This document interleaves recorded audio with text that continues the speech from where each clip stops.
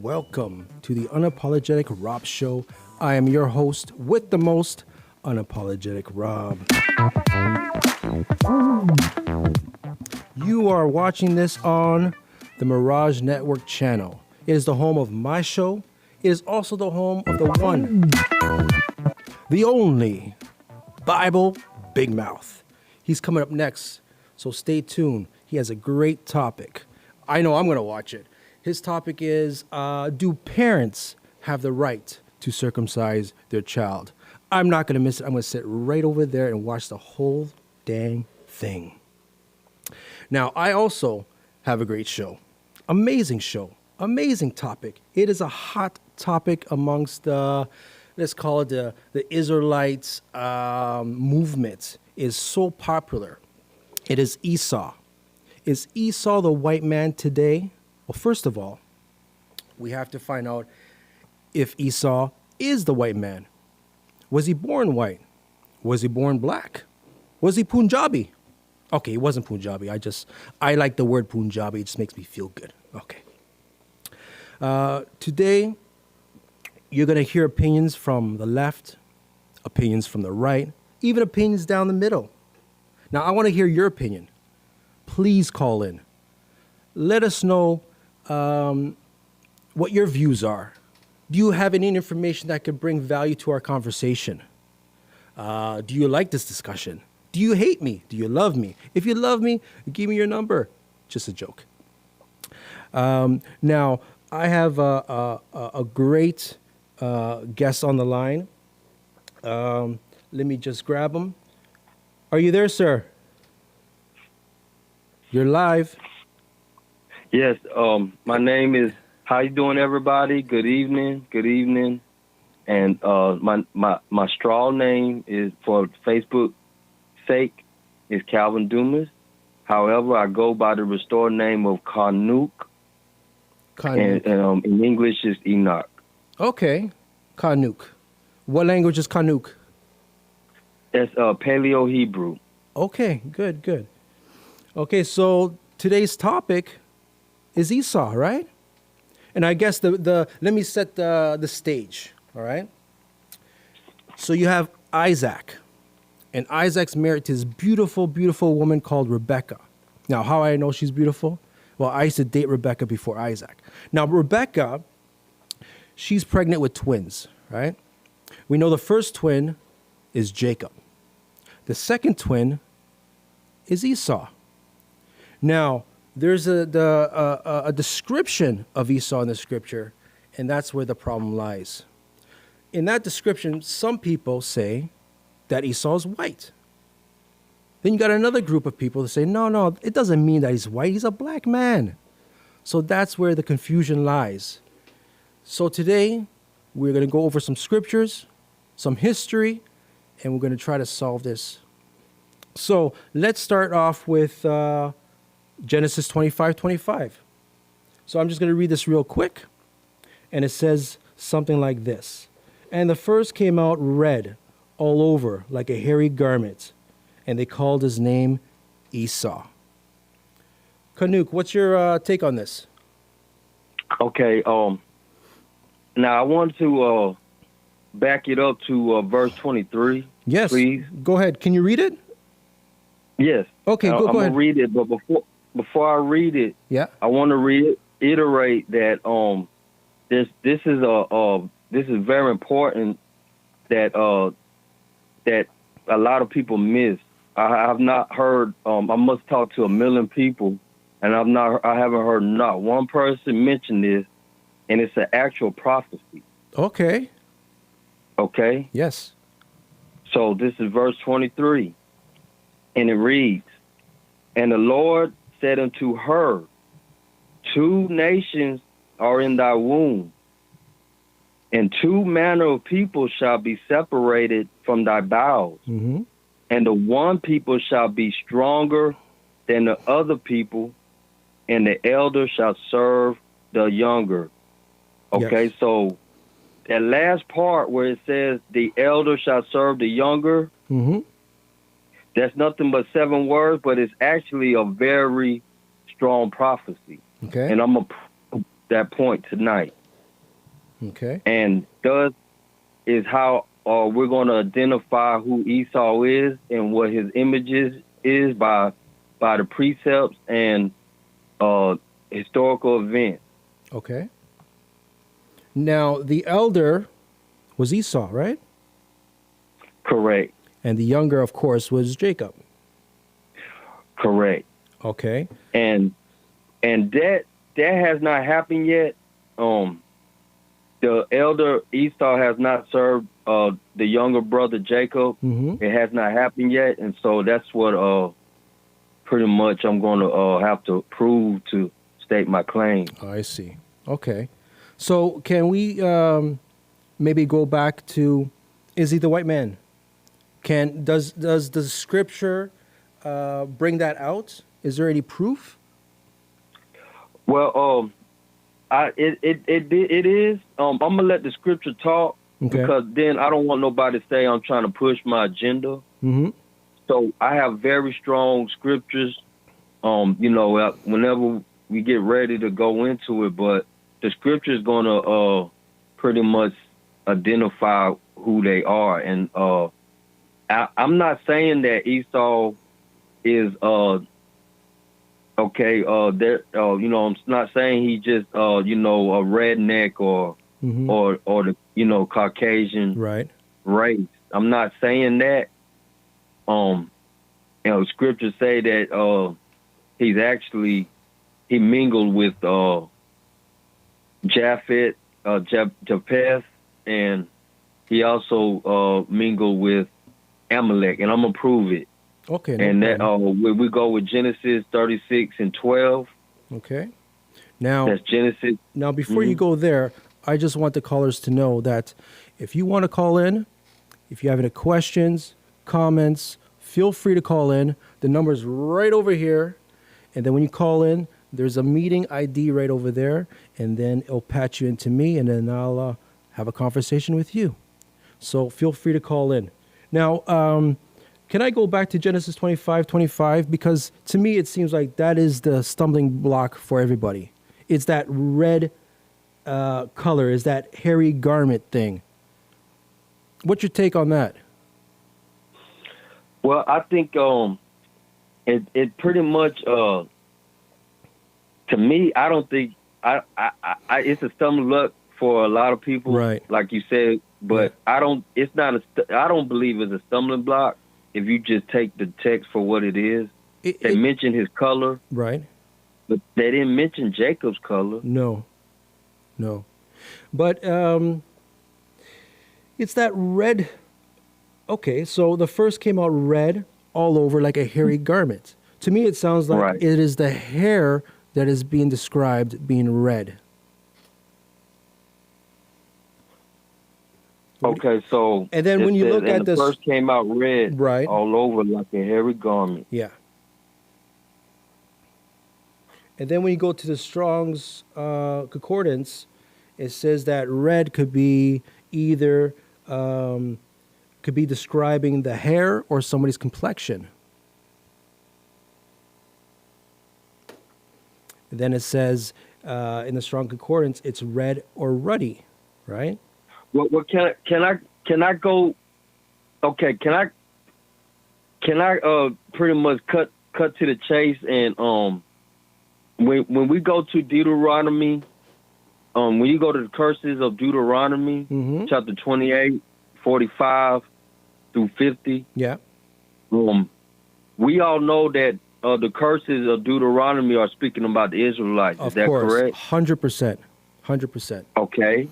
Now, can we recall in Genesis 32 and 28 that Jacob had his name changed to Israel? 100%, yes. Okay, so Jacob is the Israelite, no doubt. No doubt. Okay. Now, verse 36, if you drop down, Esau had his name changed to Edom. Right. Which is the Edomite. Right. Okay, so let's can we please go to Deuteronomy 28? And I'm gonna let everybody. I'm pretty sure somebody gonna chime in on this because this is pretty tall tale. Okay. Okay, so this chapter 20, Deuteronomy 28, 45. I'm gonna start with Actually, I'm gonna start with I'm not even gonna. No, I'm gonna go to 68. Okay. No, I'm gonna go 64 and 68. Just 64 and 68. But before I read those two verses, I want to read just for the edification purposes for the audience that Deuteronomy 28:15 is stated that and I'm gonna read it, but it shall come to pass if thou wilt not hearken unto the voice of the Lord thy God to observe to do all his commandments and his statutes, which I commanded thee this day, that all these curses shall come upon thee and overtake thee. So we know that they're talking about the Israelites, that they would get cursed if they didn't keep his commandments. Right. And so we go to verse 64. It says, and the Lord shall scatter thee among all people, from one end of the earth even unto the other, and there thou shalt serve other gods, right, which neither thou nor thy fathers have known, even wood and stone. And that's what you see today, right? Say again? And that's what you see today, is Israel's been scattered all over the world, worshiping false gods and in different religions and stuff like that. Right. Yeah. Like, okay, because see, my father is Negro and my mother's Thai. Okay. And you could go to Thailand and you could see Negroes in Thailand, but they speak Thai. You could go to China and you could see Negroes in China, right? Or you could go to Saudi Arabia, you'll see Negroes there. People, Negro descent. Right. Philippines, Iraq. So the scripture is telling you that they got scattered throughout the whole planet. Exactly. Now, this verse 68, I got a question for the audience with this. I want the audience to answer this. After I read this, I'm going to ask a question to the audience. Now, this is verse 68. And the Lord shall bring thee into Egypt again with ships by the way whereof I spake unto thee. Thou shalt see it no more again. Right. And there ye shall be sold unto your enemies for bondmen and bondwomen, and no man shall buy you. Okay. Now, my question to the audience, who was being sold as bondmen and bondwomen, and who had them captive? What images were the people that had the Israelites captive? So that scripture, or what people in history? I'm sorry, I kind of messed that question up. No, it's okay. What people in history were sold off boats and ships? What were their images, and who were the images of the ones who was buying them and had them captive? All right. So you'll go into Egypt again. So that Egypt we know is the U.S., the United States, the Americas.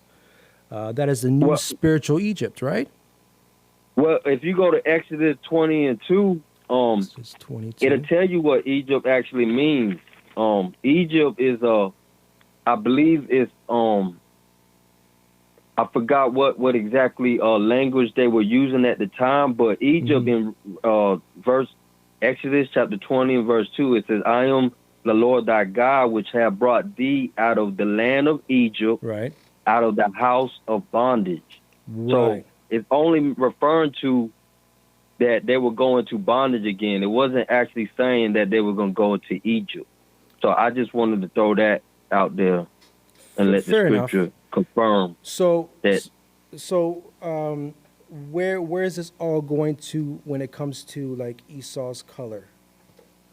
Okay, that's what I was trying to get at. Okay. If you go, we go to Genesis, back to Genesis, 25 and 2, No problem. 25, and back it up to 23. Yeah. It says, and the Lord said unto her, two nations are in thy womb. Right. So nations mean race or, nationality.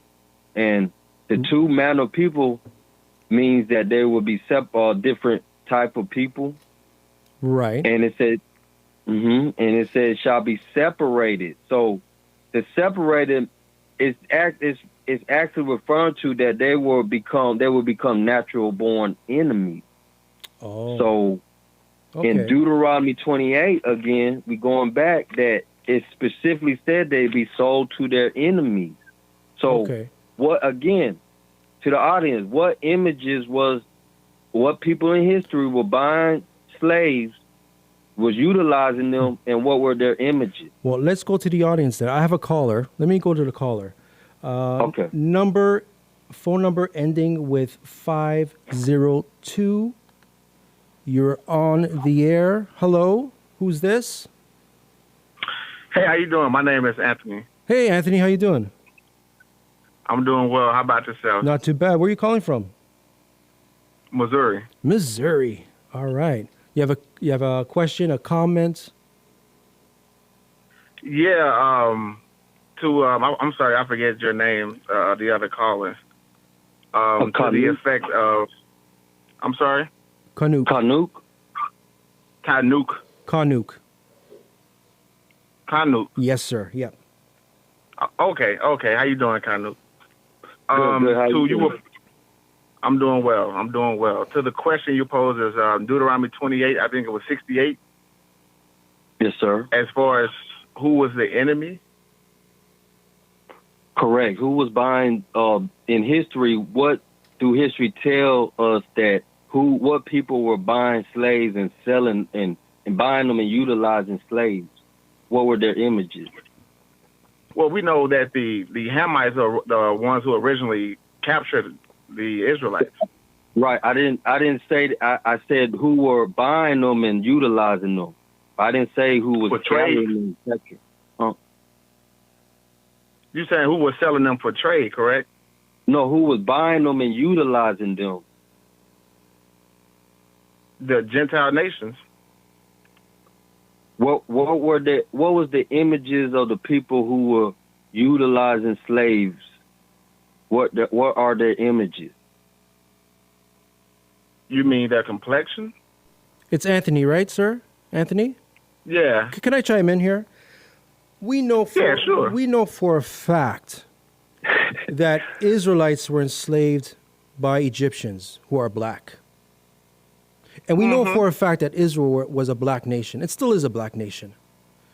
So Israel enslaved by a black nation, Egypt.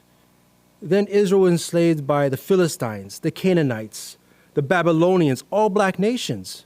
It just so happened that this last enslavement, Europeans were involved with the tall ships and brought them to Brazil, brought them to the US, UK. So, yes, you could say the Europeans was Israel's enemy, but Israel's enemy was also the Canaanites, the Philistines, the Egyptians, and so on and so on. And there were black nations. So is it really a color thing, or is it about truth and lie, who you serve, who I serve? What do you think? Oh, absolutely. I agree 100%. Okay. Kha'nook, Yes. what's your point on that? I mean, I still have yet someone that answer a straightforward answer of who were the images of the ones who were buying or who were utilizing slavery on a global scale. Oh, they were the Europeans, the white people, for sure. Right, but what were the images? Guys, I'm just trying to get this. No, I don't understand. I don't understand the images. I don't understand the images. I'm not understanding the question either. Yeah. Can you just say it another way? Maybe we might understand it. What were the people who were buying them? What did they look like? Well, they looked European. Is that okay? Right. So we seen pictures. We seen them. We know what the Portuguese look like. They still look the same. They're white, and they're heavy into slavery. We know they sold slaves and stole them from Africa, the west coast of Africa. Yes, it's common knowledge that these slave owners and traders were white people, European descent. 100%. That's the only reason I brought that up was to bring up the point to debunk that Esau cannot be a black man. It cannot be a dark-skinned Negro man. Okay. Esau. The curses in 28. Yeah. And what we're talking about. Yes. Automatically debunk that Esau is a black man. Fantastic. I'm with you. Let me go back to Anthony before I let him go. Anthony, you got under something else? Is there anything else you want to clarify? No, that was pretty much it. I just wanted to gain a better understanding as to what the actual question was. Okay, no problem. Okay, Anthony, I appreciate your call, man. Oh, no problem. Love the show. Okay, thank you, sir. Have a good day. You too. All right, so it's just me and you. So, because, see, I'm trying to find the connection, right?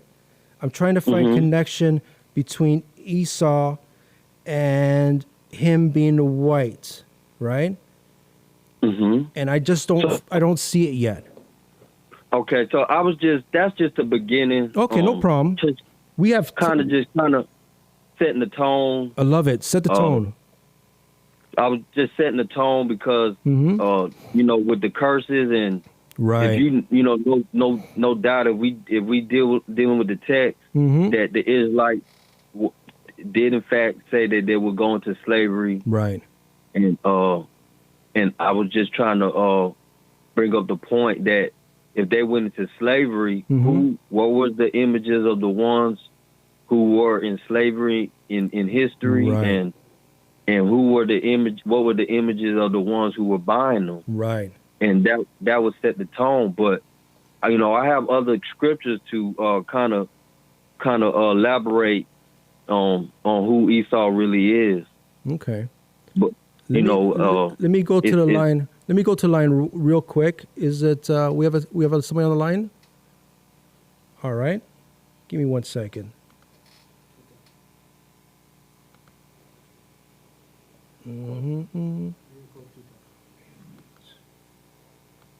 Oh, this keeps flipping on me. 1 second.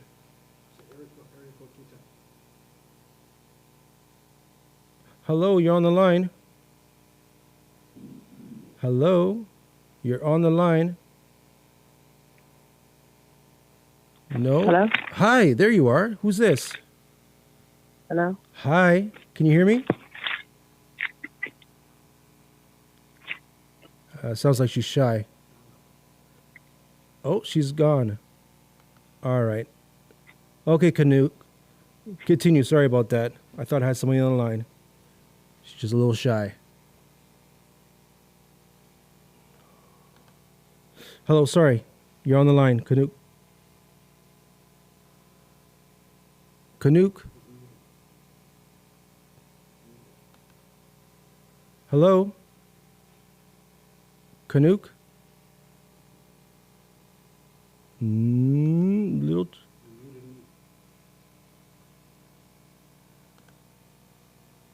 Hello, Kha'nook? Are you there? Hello, Kha'nook? Are you there? Yeah, I just got unmuted. Yeah, sorry about that.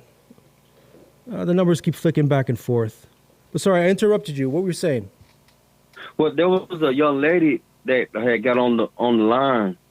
She was trying to ask a question. Yeah, I think she hung up on me. Or maybe I hung up on her. I'm sorry. Call back, please. Whoever you are. Okay, so what you were saying? Okay, well, I want to show the scripture right here on Genesis 38 and 39. Chapter 27, verse 38 and 39. Okay. And it reads, it said, and Esau said unto his father, hast thou but one blessing, my father? Bless me, even me also, O my father. And Esau lifted up his voice and wept. And Isaac, verse 39, and Isaac, his father, answered and said unto him, behold, thy dwelling shall be the fatness of the earth and of the dew of heaven from above. In verse 40, I'm sorry.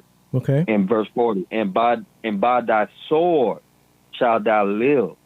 Right. And shalt serve thy brother, and it shall come to pass when thou shalt have dominion that thou shalt break his yoke from off thy neck.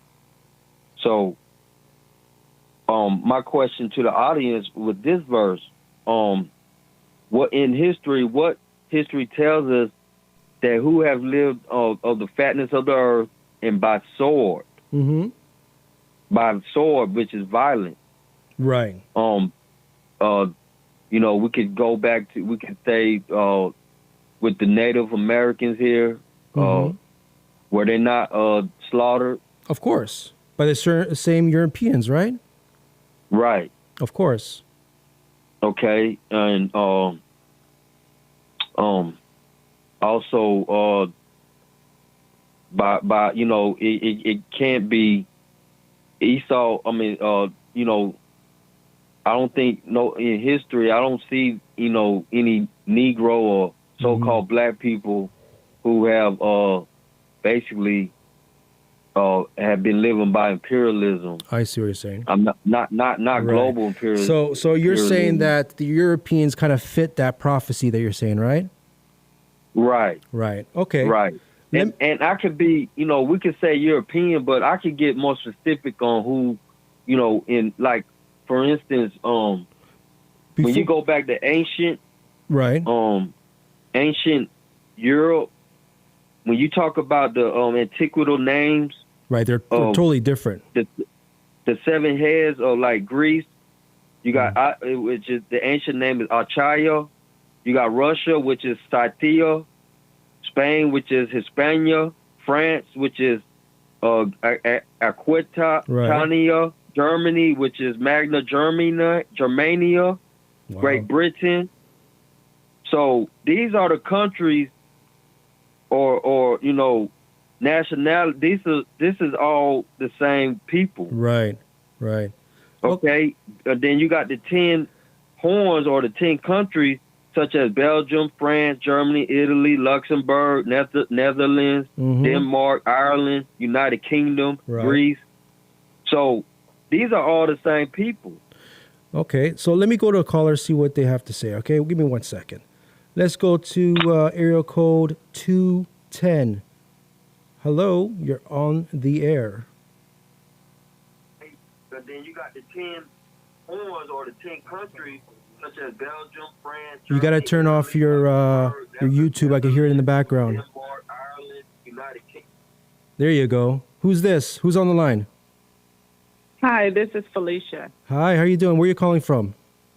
I'm calling from Texas. Oh, Texas. You have a question, a comment?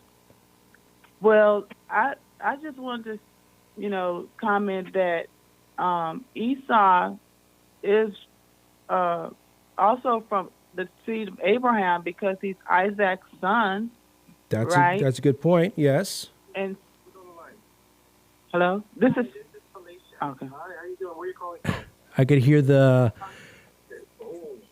Hello? Yeah, I could hear it in the background, whatever you're watching. Okay. Yeah. I'm watching you. Yeah, just turn it down, that's all. You can still watch me, just Okay, turn I it down. turned it. There you go. Now I can hear you fine. Yeah. So I was saying Esau is from the seed of Abraham. Right. So he's not a stranger. Good point. He just didn't really care about his inheritance. So we had some Edomites, in Jerusalem. I think Herod was an Edomite. Yeah. I'm not certain, but I think. So you think that when he gave up his birthright for the porridge, does that mean that he didn't care about it, or was he really hungry, or? No, he wasn't that hungry. He was a hunter. He knew how to eat. He had already sold it for the porridge, and then he gave it away twice before, Right. his dad was about to give it to him. And so even before he was born in the womb, the God of Israel said, of course, he hated Esau and he loved Jacob. But I don't know why. That's about the God of Israel's business. It's true. Because if you think about it, Isaac lived 160 years. I could be a little wrong. I'm not sure. 160 years. So at that time when he blessed his children, they were 80 years old. So for 80 years, Isaac loved his son, man. He loved Esau more than he loved Jacob.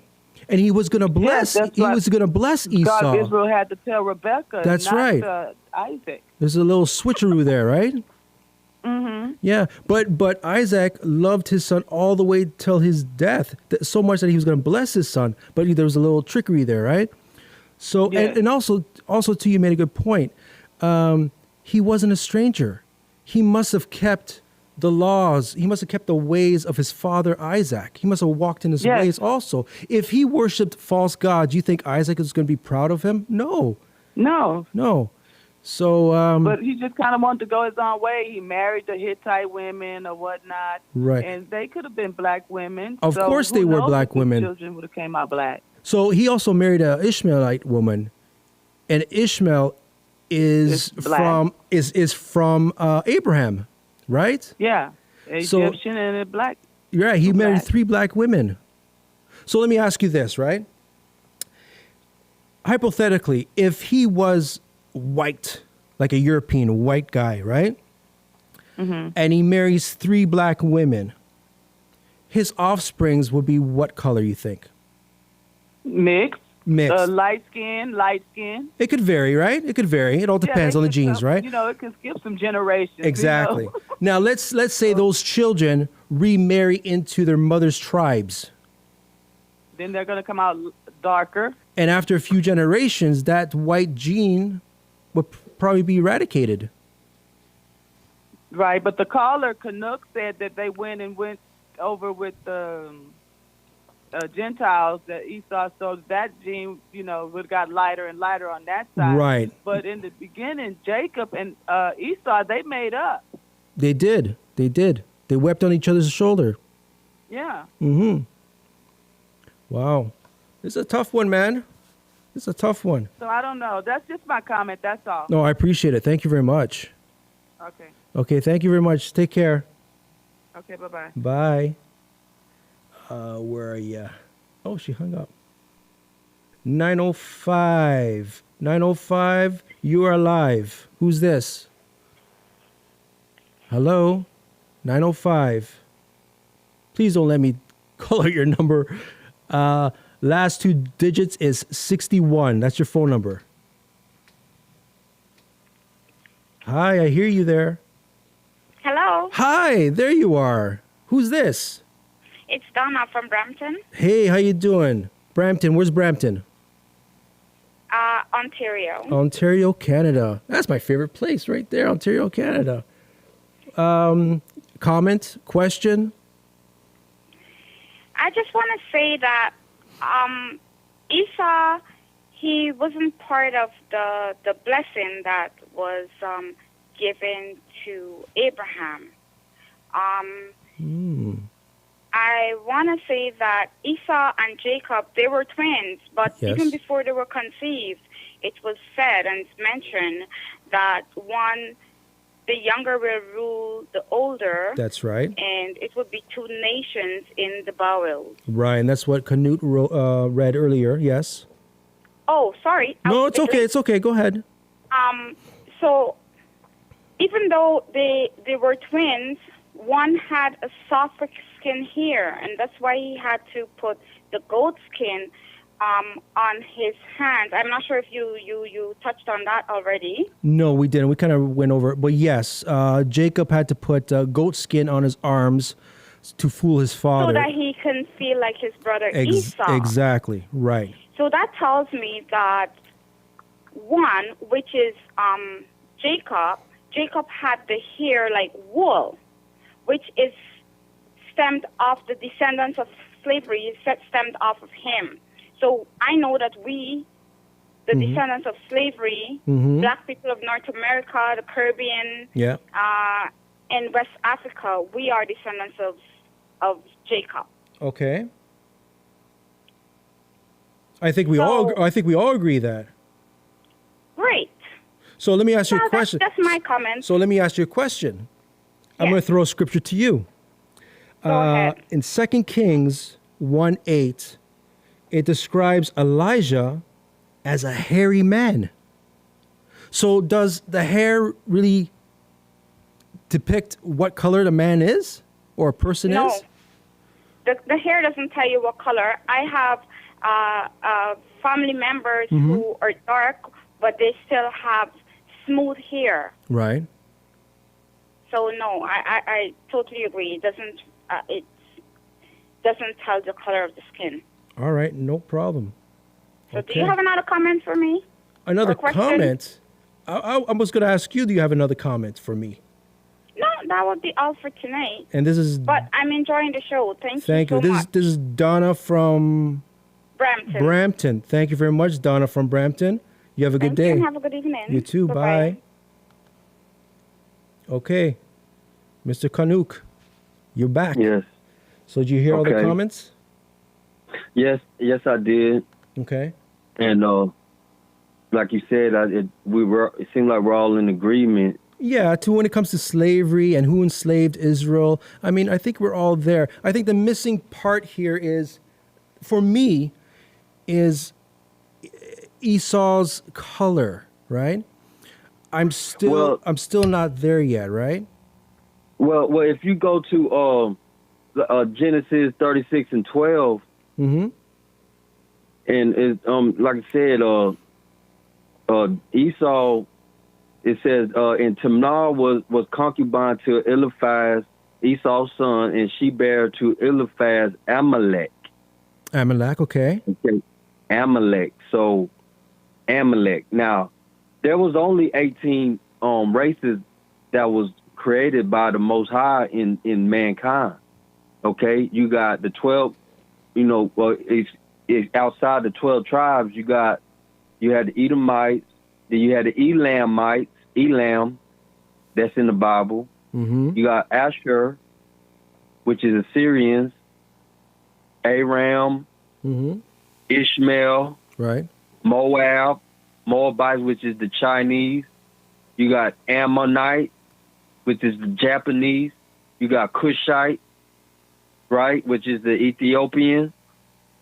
You got Phut, Yeah. Phut, Put, Yeah. Put, or Pawat, and that's North Africa. You got Canaanite, that's in the Bible. Yes. That's South Africans. Then you got Gomer, which is Turkey. Magog, which is Russian. You got Javan, which is Greek. You got Ashkenaz, which is German. Tarshish, which is Spanish. And you got Chittim. Okay, good. Now, you said something very interesting. Magog, Ashkenazi. Right. Who describes themselves or identifies themselves as Ashkenazi today? Well, the Jewish, And- Jewish. Now, We know. Jewish. Yeah, we know they're not the real Jews. That's why they're called Jewish, and we call them the so-called Jews. Right. I was just trying to say it for edification purposes. Yes. So I think we agree on a lot of things. So my point here is, they say they're Jewish. You know what I mean? So they're telling you they're not really Jew. They're somewhat, but they identify themselves as Ashkenazi, right? Where does he come from? Doesn't he come from Japheth? Well, let me ask the audience a question. Okay. I want them to chime in again. I got a question for the audience. Is this a challenge? Now, going to the New Testament. Recalling back with King Herod. Okay. Mm-hmm. Do the audience even know that King Herod was an Edomite, but he was labeled as the king of the Jews? He was. His father, right. He was a convert. Right. Edomian. They used to call him Edomian. Right. So just let people know, back in those times, the Edomites were called Edomians. Am I correct? Correct. Okay. Idumeans. Sorry, I pronounced it right. Okay. No problem. Go ahead. Sorry. Mm-hmm. Well, I just was asking the audience, to chime in on what they think of King Herod. Okay, he was labeled as King of the Jews, which can be if you just reading the Bible, it can be confusing. No, you would think that he was an Israelite, right? Being labeled King of the Jews. Yes, but he wasn't. He was actually a convert. Mm-hmm. He would study the real Jews, the Israelites, study their ways, and it's carrying on to today. So the Ashkenazis, Magog,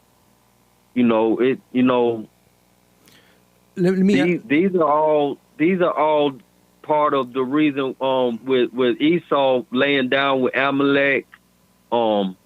He laid down with Lot's children, right? Which is Moab, right? Basically, they're children of incest. The Chinese are, I'm not trying to offend nobody, but Lot did. He did sleep with his two daughters. He was drunk. Right. And now let me interrupt you real quick. Let me say, the Gentiles, right? Okay, you got Noah's sons. Let's start from Noah's sons. You have Japheth. And it says that this is where Magog, Ashkenazi, and the Gentiles come from. Am I correct? From Japheth. Correct. And we see that the Gentiles, they were a white nation. And you see that the people that associate themselves with the Ashkenazi name are white people as well. So it seems like Japheth, his lineage, it seems like white people come out of there. And we know that Shem, that's where Abraham, Isaac, Jacob, and Esau comes from, right? Correct. And then you have Ham, and that's where the Hamites, the Egyptians, and all those guys come from too. So are you saying that the Gentiles or the white people mixed with Esau at some point in time, and they became they're white or whatever it is? What I'm saying is that when you start the good point you bringing up with the sons of Noah, Japheth, Ham, and Shem is number 3 sons. Right.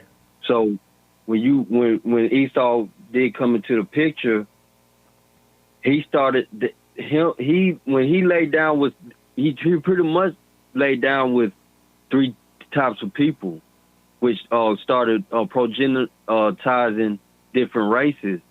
Okay. Like I said, such as Moab. You got Elam, Elamite, Amalekite. So, Esau was just laying down with all kind of people. And you got to go back to slavery. He didn't mind laying down with the Jacob. slave. Right. Am I correct? How many slaves was pregnant Of course. by forced pregnancy by Right. slave masters? Of course. Now, there's something interesting in my notes here. I'm just scrolling, and and I found that, you know, where it says that Esau was red all over, and then it mentions that it's either the hair or the complexion, and it also says ruddy. Now, if we go to 1 Samuel 16. 11 and 12, or 1 Samuel 17:42, when the Philistine Goliath, when he saw David, he said that he looks ruddy. The same word described Esau. So my point is, right, if you're describing Esau red or ruddy, which is the same word, and you're also describing King David, not at this time, but a young man, King David ruddy. And then also in Lamentations 4, verse 7, who are they? They're described also the same color, red. These are Israelites, Nazarites. So you got all these people, Esau, David, the Nazarites, they're all described as ruddy people. So can you say that Esau was white and then say that David is a black man, even though he's described the same? Well, okay, I want to reiterate what you're saying, because, well, for one, ruddy, the word ruddy, let me going back to English, the English language, okay, is very deceptive, okay? When you go to the original scripts of Paleo-Hebrew or Aramaic, you know, the words have, the meaning changes a lot. It interchanges a lot, and I think it's very deceiving. Right. And that's why I don't think you should always go by, you know, with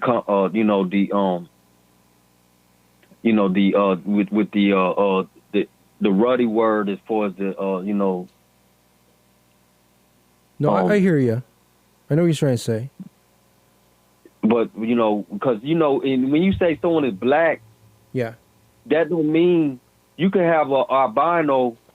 In fact, you can have a black man, a so-called black man, and a so-called black woman, and give birth. I'm talking about modern day today. You could have, they could pop out, give birth to a red Caucasian looking straight person. Right. But they're really still black. If you got to call them black because their father is black, the mother is black.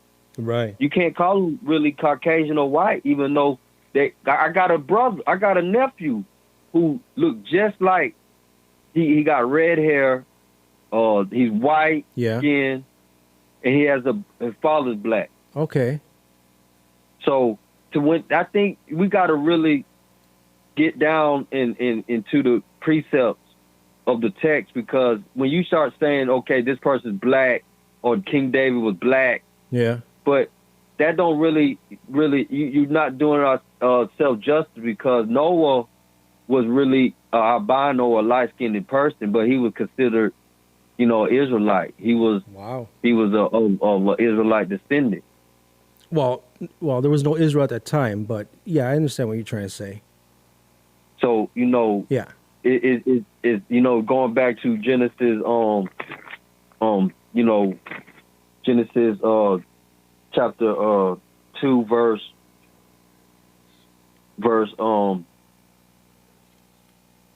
7. It says, and the Lord formed man of the dust of the ground. Right. So what color is dust?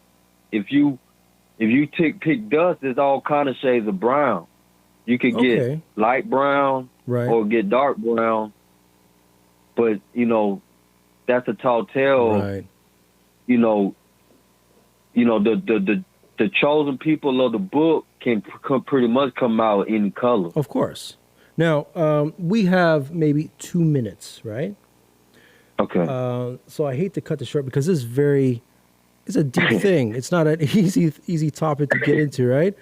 Especially with all the names, of nations that you're just popping out. I have no idea what you're saying, but it's very interesting. This is something we have to have another conversation on.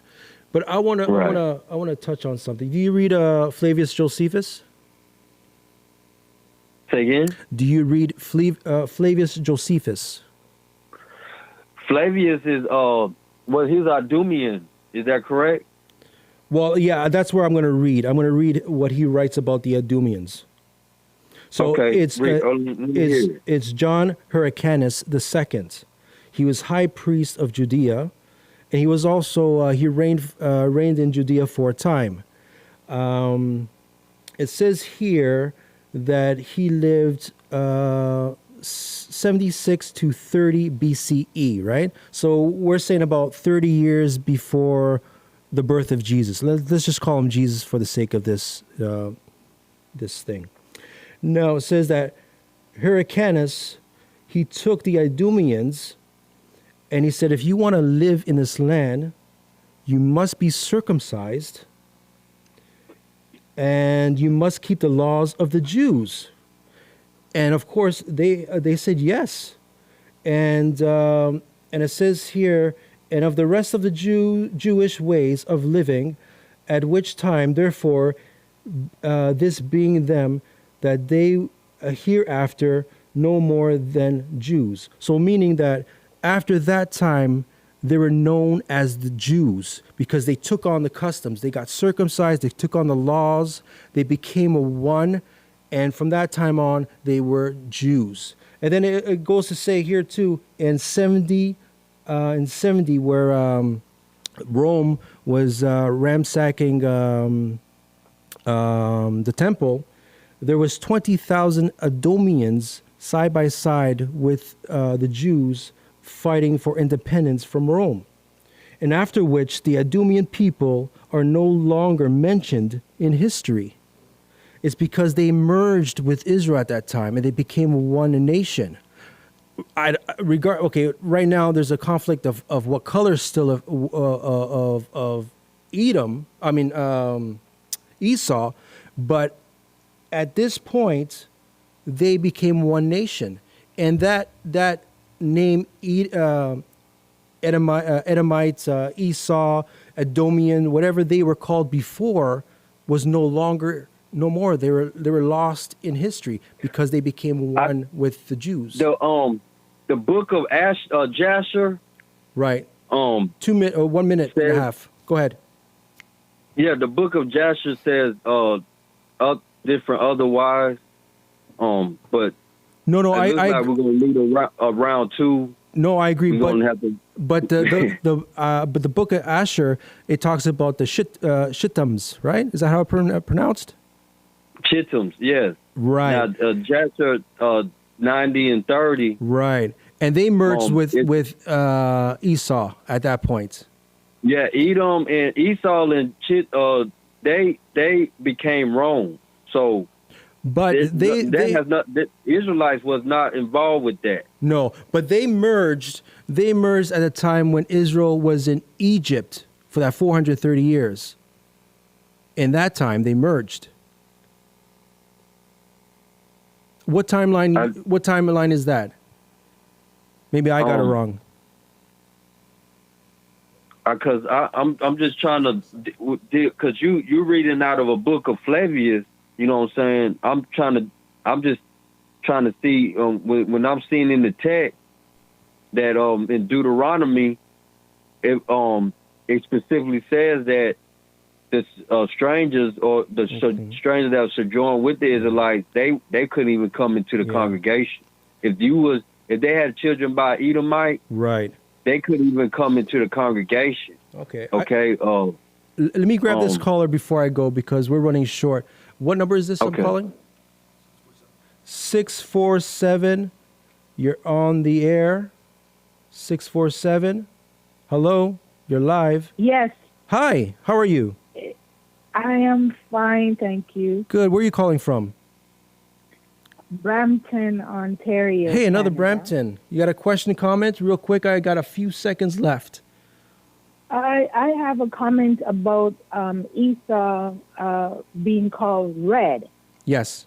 In the Caribbean, where I'm from, when a black person have very light complexion, they would refer to them as red.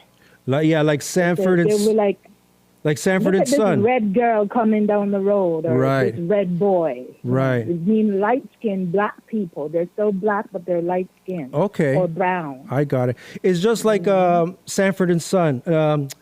Fred Sanford. His nickname was Red Fox. Exactly. Exactly. Malcolm X was Detroit Red, and then you had Sinbad. He was called Red. Yeah. These are all black men, but they have a tinge of red in their skin or in their hair, right? And so that's what you're trying to say. Yeah. Okay, well, I appreciate your call. Unfortunately, I gotta go. But thank you very much. My pleasure. Okay, bye. Bye. Kha'nook, Yes. the time is done. Time is All right, done. Well, there's so much information, appreciate man. I appreciate it, man. Seriously, I do. I didn't understand a lot of stuff you were saying only because all these names and you're well read and everything. But I do appreciate your time.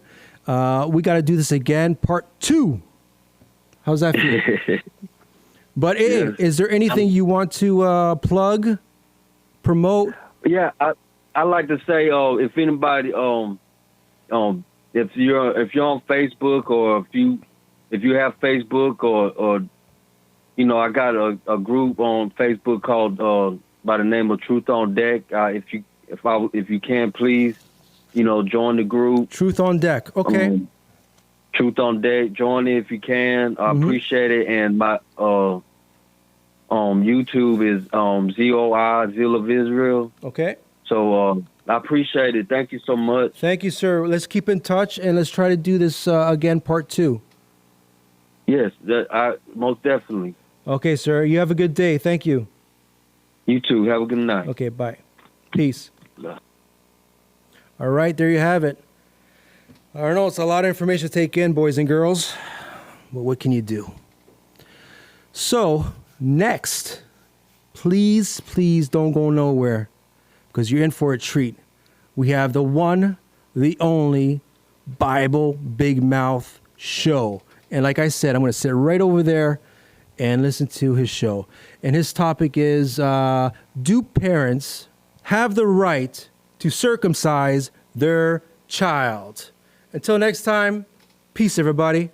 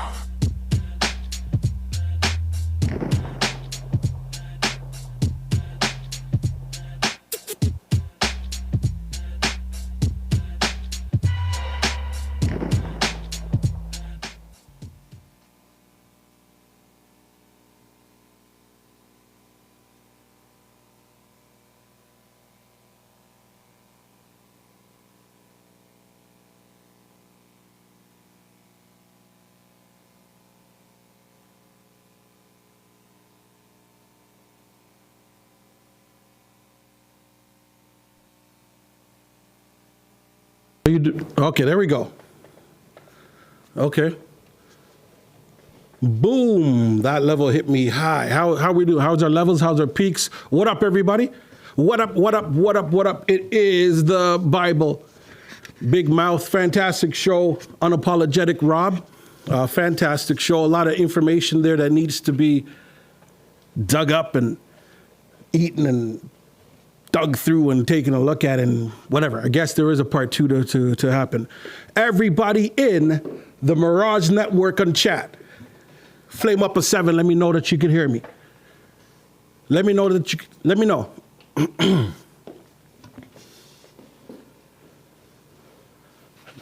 We good, guys? Yeah? All right. Okay, so, hey, this is the first show, first time we've put this thing together, the Mirage Network, so that we can jump into different points, views, considerations from everybody across the world. Yeah, we may not disagree. We may not agree. We may disagree, but it doesn't matter. We're going to talk. We're going to talk about it. We're going to put it on the table and see what's up. And we're going to take some information with us and chew on it and see what we do with it. I need my water. My water's over there somewhere.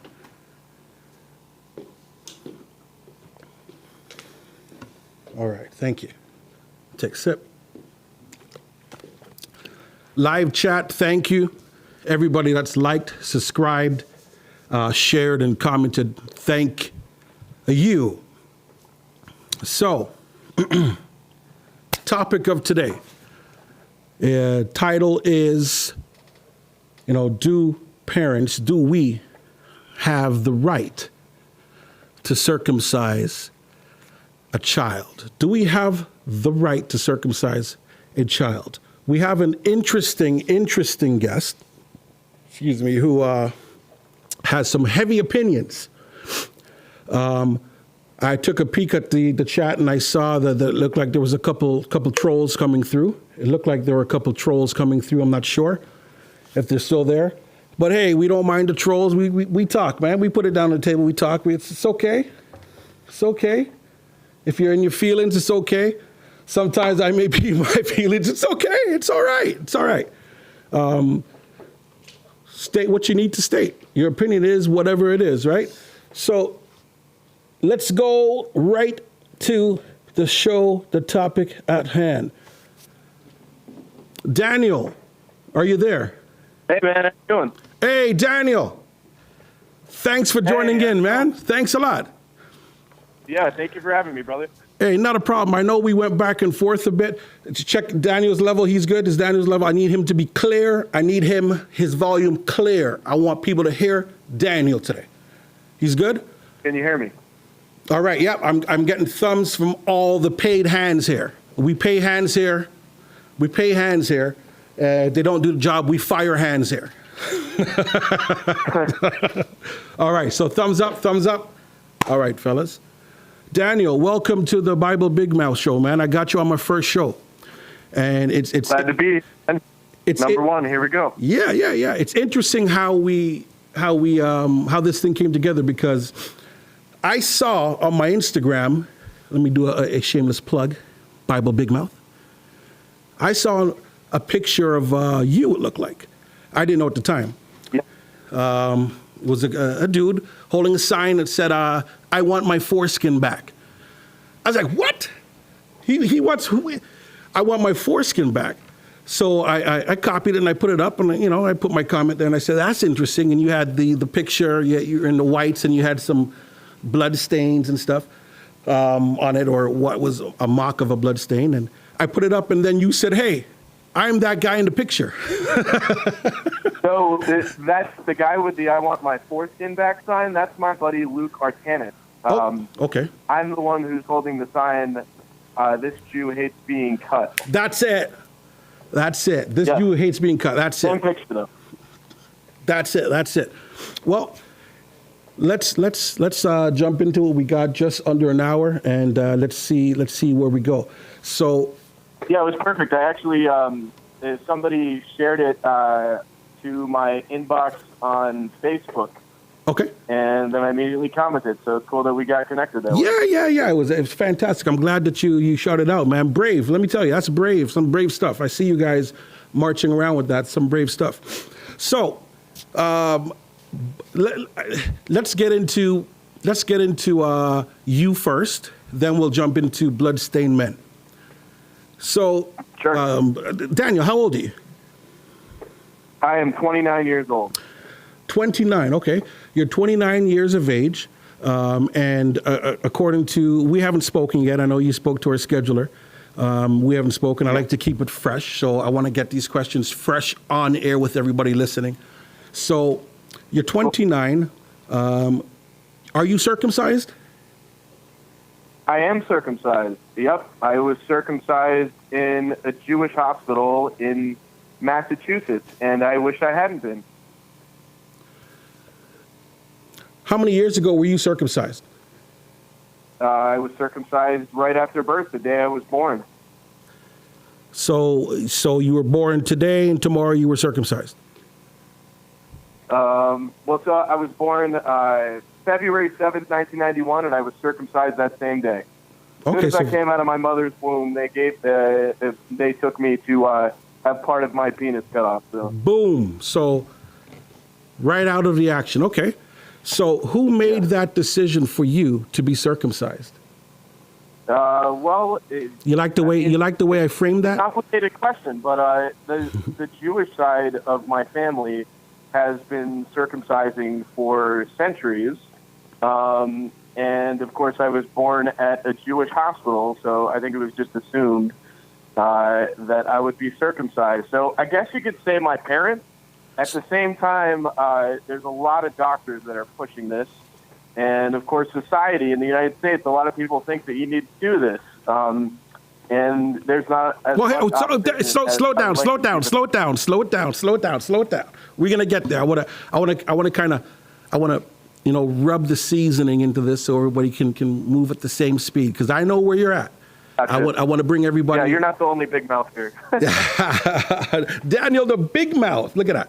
So yes. Okay, so parents, mom and dad, made decision for you to be circumcised. Yes. Yes. Okay. As a child growing up, I'm trying to get my Dr. Phil on here. As a child growing up, did you feel the effects of this circumcision? Were you conscious of this circumcision? Not at all. Zero zilch. Yeah. Okay. None at all. I had no idea what had happened to me or that anything had happened to me. Okay. About what age did you get to? And then you got this consciousness of, hey, I'm circumcised.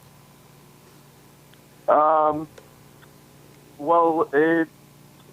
I think by the time I hit my teenage years, I finally became aware. I mean, I guess talking to friends and realizing that I was circumcised, but I did not think it had caused me any issues, and I didn't realize that until I was about 18, 20 years old, sometime in there. 18, 20 years old. Okay, so we got a 20-year timeline here. You kind of figured out that you were circumcised, and then you said some issues, and I guess we'll jump over there in a moment. It gives me my question. Well, I'm going to state my experience. I remember I played a lot of sports. A lot of sports with locker rooms and so on and so forth, and showers from a child all the way up through school, etc. And I didn't know what it was, but I noticed there was a difference. My kids are listening right now, and I know there might be some nieces and nephews listening that are younger, so I'm keeping it tidy. But I did notice a difference, but I didn't know what it is. And I probably came around a little bit younger than you, then I kind of figured out, okay, this is what that is. So you figured out there was some issues, you became conscious. What happened? So when I was about 18 years old, I started to notice that I wasn't able to maintain an erection as well as I could. I guess when I had first hit puberty, and also I noticed some pain when masturbating and having sex.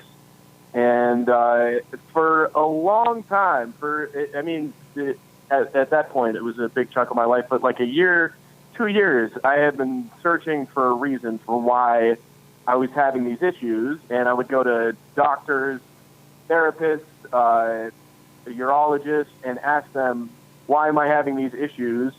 And they told me they had no idea. And they told me that these issues were mental health issues or something like that. The reason why mental health issues. I knew that wasn't the case. I just didn't connect the dots. So finally, years later, a couple years later, I discovered the blood-stained men protesting. Brother K, specifically, I saw him protesting, and the second I saw that, it connected the dots, and I knew this was the problem. Okay, so the issues you said, what were you feeling? Pain? Was it pain? So, yep, pain, along with some erectile dysfunction issues. That, okay. Yeah, I've been able to overcome by exercise and meditation and such. Okay. But that's not a normal thing for an 18-year-old to have to go through. Yeah, I don't know of anybody that did, and yeah, I think that would be something to be concerned of. So you bumped into the... Yeah. I think if circumcised men did, they don't want to discuss this. This isn't something they would talk to the public about. I would agree and disagree. I'll tell you where I agree. I agree that, yeah, at age 18, you're not going to go over to your buddies and say, I got some issues down in the Bronski, right? I got some issues. You're not going to talk about that, really. But I think, I'm no longer 18. I'm way past 18. I won't say my age, but I'm way past 18. And we got peers, we got friends. I got friends that I've had for 20 years, 30 years, and these issues haven't come up. Not to say that they don't exist, but I agree with you. At age 18, there's no way that I'm walking into the school cafeteria and telling everybody that I got some sort of issue down in that section. I think most men don't want to. If they did have issues in that area, they would never want to admit that, which is why this doesn't come up very much. Got you. I got you. So, blood-stained men and their friends. You bumped into them. What happened next?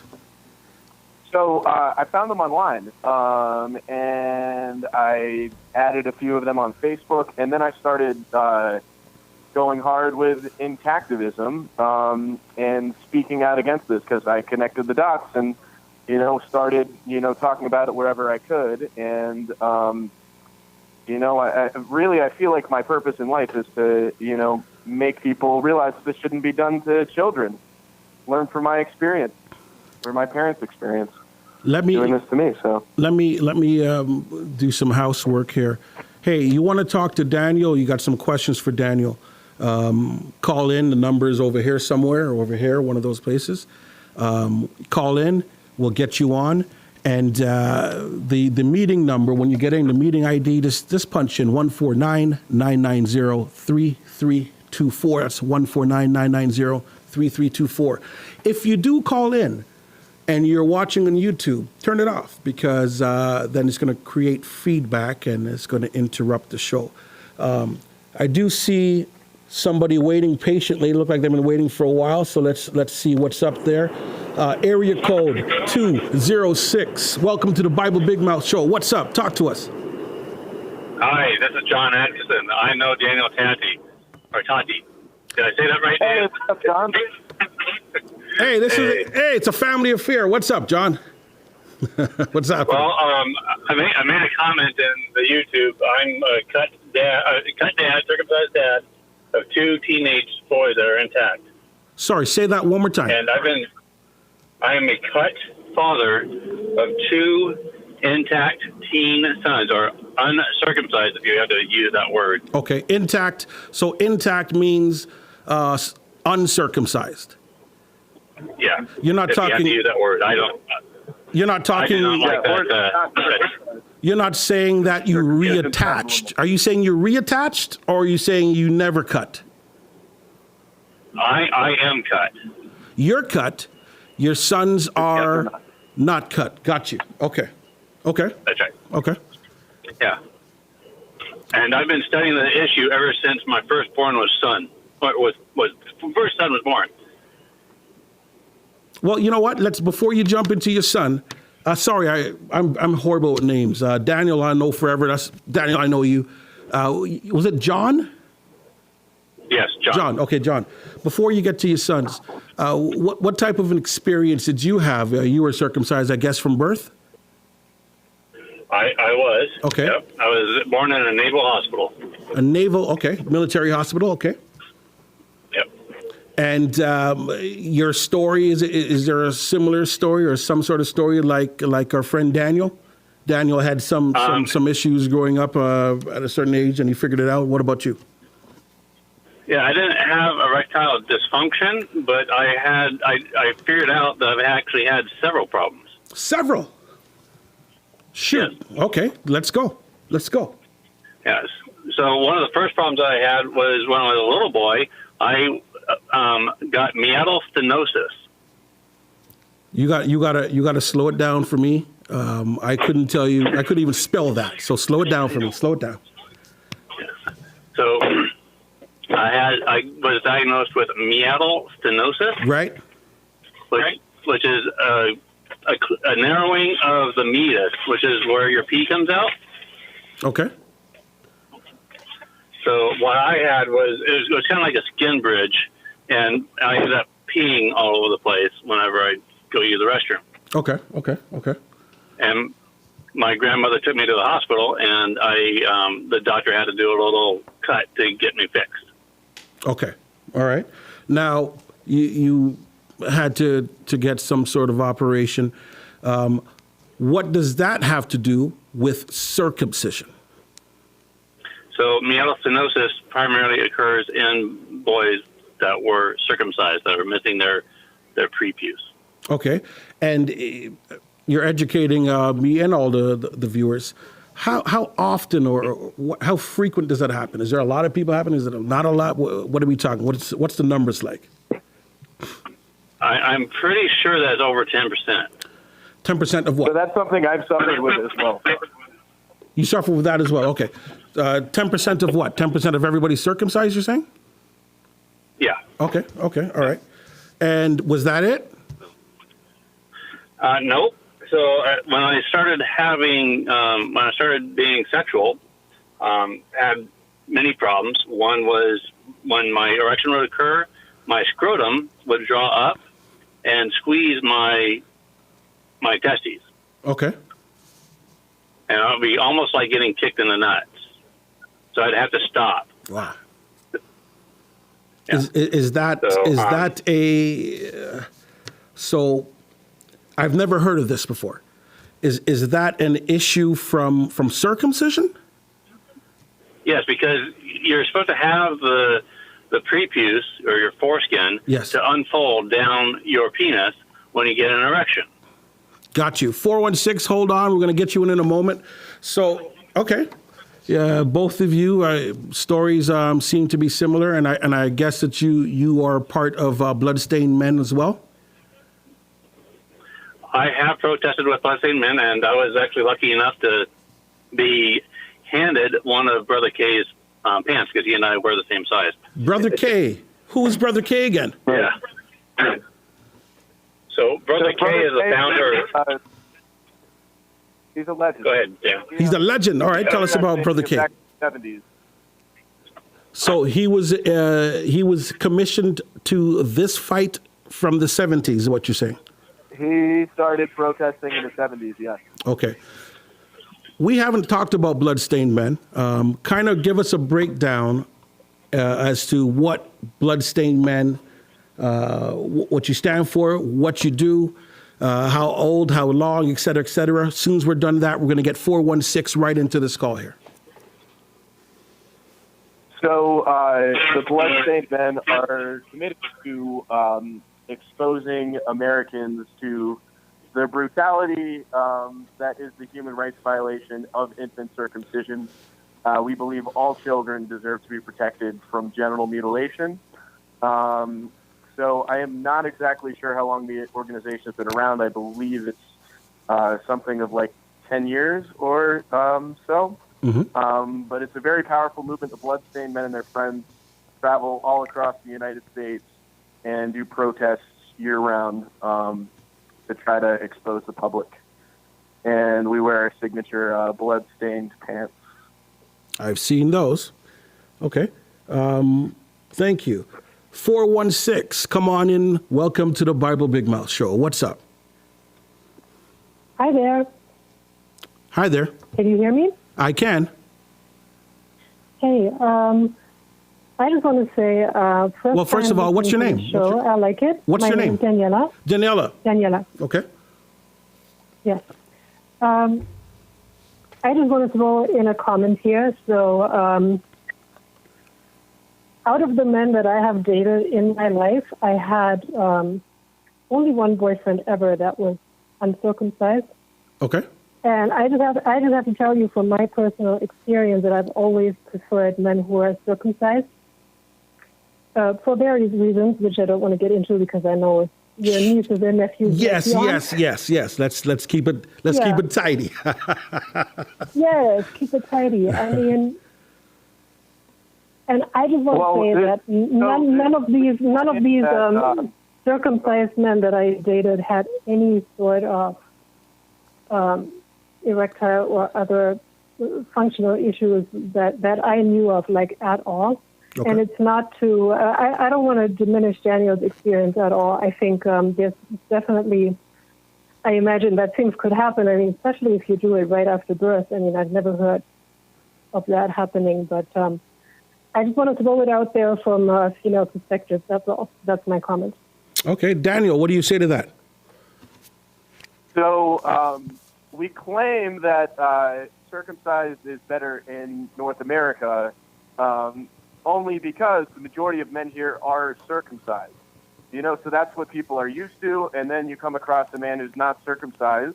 It's different than what you're used to. At the same time, genitals aren't the cleanest, most beautiful things in the world, and they can get infections if you don't keep them clean. We have an entire feminine hygiene aisle. You know, whether I think that's useful at all or not, we have an entire feminine hygiene aisle, but yet we're cutting off parts of baby boys for cosmetic reasons. So, you know, I don't think it's acceptable to say that you prefer having a generally mutilated man. I just don't think that's okay because it leads to harming children and damaging the adult men that they become. Sorry, you said your name was Danielle? Danielle, you still there? Oh, looks like she's gone. Okay. Thank you for calling, Danielle.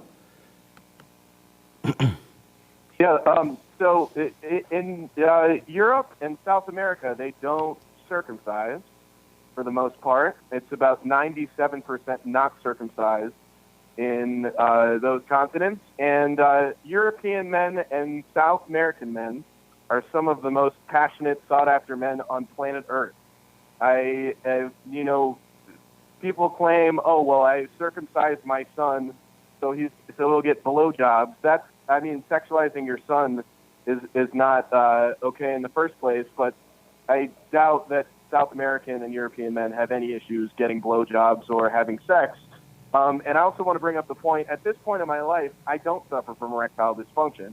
But when I do have sex, I cannot feel anything. So maybe I can get an erection, but I don't feel anything. And men who can feel stuff, who feel pleasure while having sex that are circumcised, they are feeling way less pleasure than they would if they had their whole penis.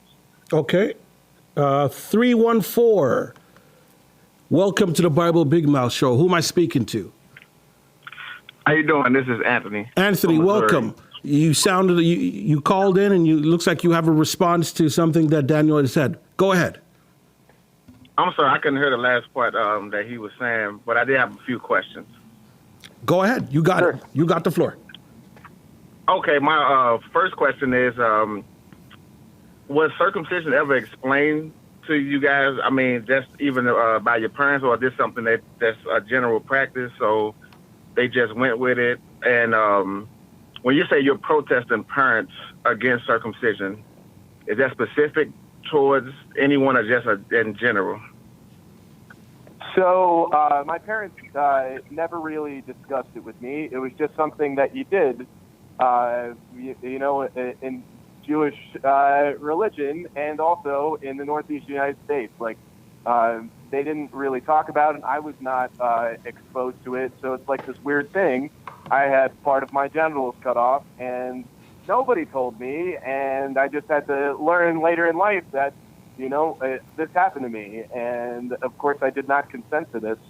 To answer your second question, we are not protesting parents. We are essentially protesting the medical establishment in the United States that is pushing this. Okay. And we just want parents to realize that this is an issue. So we go out and try to expose parents and teach them the reality of what this is, not what they're told from the media and from the medical establishment. We go out and tell them that it is harmful, and in hopes that they'll protect their children. And we've been pretty successful. I mean, rates are dropping, and, nothing makes me happier than, being a circumcised man going on the street and speaking about this very important issue and protecting other children from suffering the same fate. Okay, but ultimately, it's the parents the ones who make the. So you're saying that the doctors are the ones that go in and make the decision to circumcise? Well, I think they convince parents to do this. They treat it as like a sale. So if you go to most American hospitals, a lot of times they'll treat it like a sale. They'll be like, so are you going to get your child circumcised now? I actually had a buddy of mine who chose not to circumcise his son, and he wrote on the board, do not circumcise. And the doctors came back like 9 or 10 times. I know they like to ask the mother, when the mother is on drugs. So, it's a very pushy, salesy type situation. But at the end of the day, the only person who should be able to make the choice whether to alter someone's genitals or not is the person who owns the body. It should not be a parent's choice, just like it shouldn't be a parent's choice to cut off part of their daughter's genitals or foot bind their children. It should be up to the person who owns the body. And if somebody wants to have part of their genitals mutilated as an adult, that should be their choice. Mutilated? As an adult. Mutilated? Golly! So, mutilated. So That's like capital punishment. So it's very rare that it's a medical concern. In Finland, they do not circumcise, and about 0.0006% of adult men end up getting circumcised for medical reasons. So there are no medical benefits to circumcising a baby whatsoever. Oh, that's interesting. I just wanted to call and get you guys' opinion. I definitely appreciate the candidness that you guys are definitely sharing today. All right, thank you. Thank you, Anthony, and thank you for answering those questions there, Daniel. We have 905. 905, welcome to the Bible Big Mouth Show. Come on in. Who am I speaking to? Hi, you're speaking to Sharma. Sharma. How are you, Sharma? I am fine, thank you. You have a question for our friend Daniel? No, I don't have a question. I just want to make a comment. Go ahead. So I've been listening to the show. Someone sent me the link, and I appreciate it. It's a great topic. Sharma, let me pause you for a moment. I'm getting all sorts of text. Where's Unapologetic? I'm getting all sorts of text here, people or comments and everything. Call in. If I can't see the live chat, I'm not even going to look at the live chat. I don't want to look at the live chat. Live chat don't mean nothing here. This is a call-in show. Call in. You got something to say? Call in. We got Daniel the man he's right here. It's as if he's right here. Call in. You got that number. 149. Let me move over so you can see it. All right. Good. I could say the number for you because someone sent it to me. All right. 149-990-3326. That's if you're calling from Canada. That's the ID number. Right. The number to call. It's on the screen behind you. It's on the screen. Thank you. 494-4053. Thank you. Sharma, go ahead with your comment. The reason I'm calling because I like the show.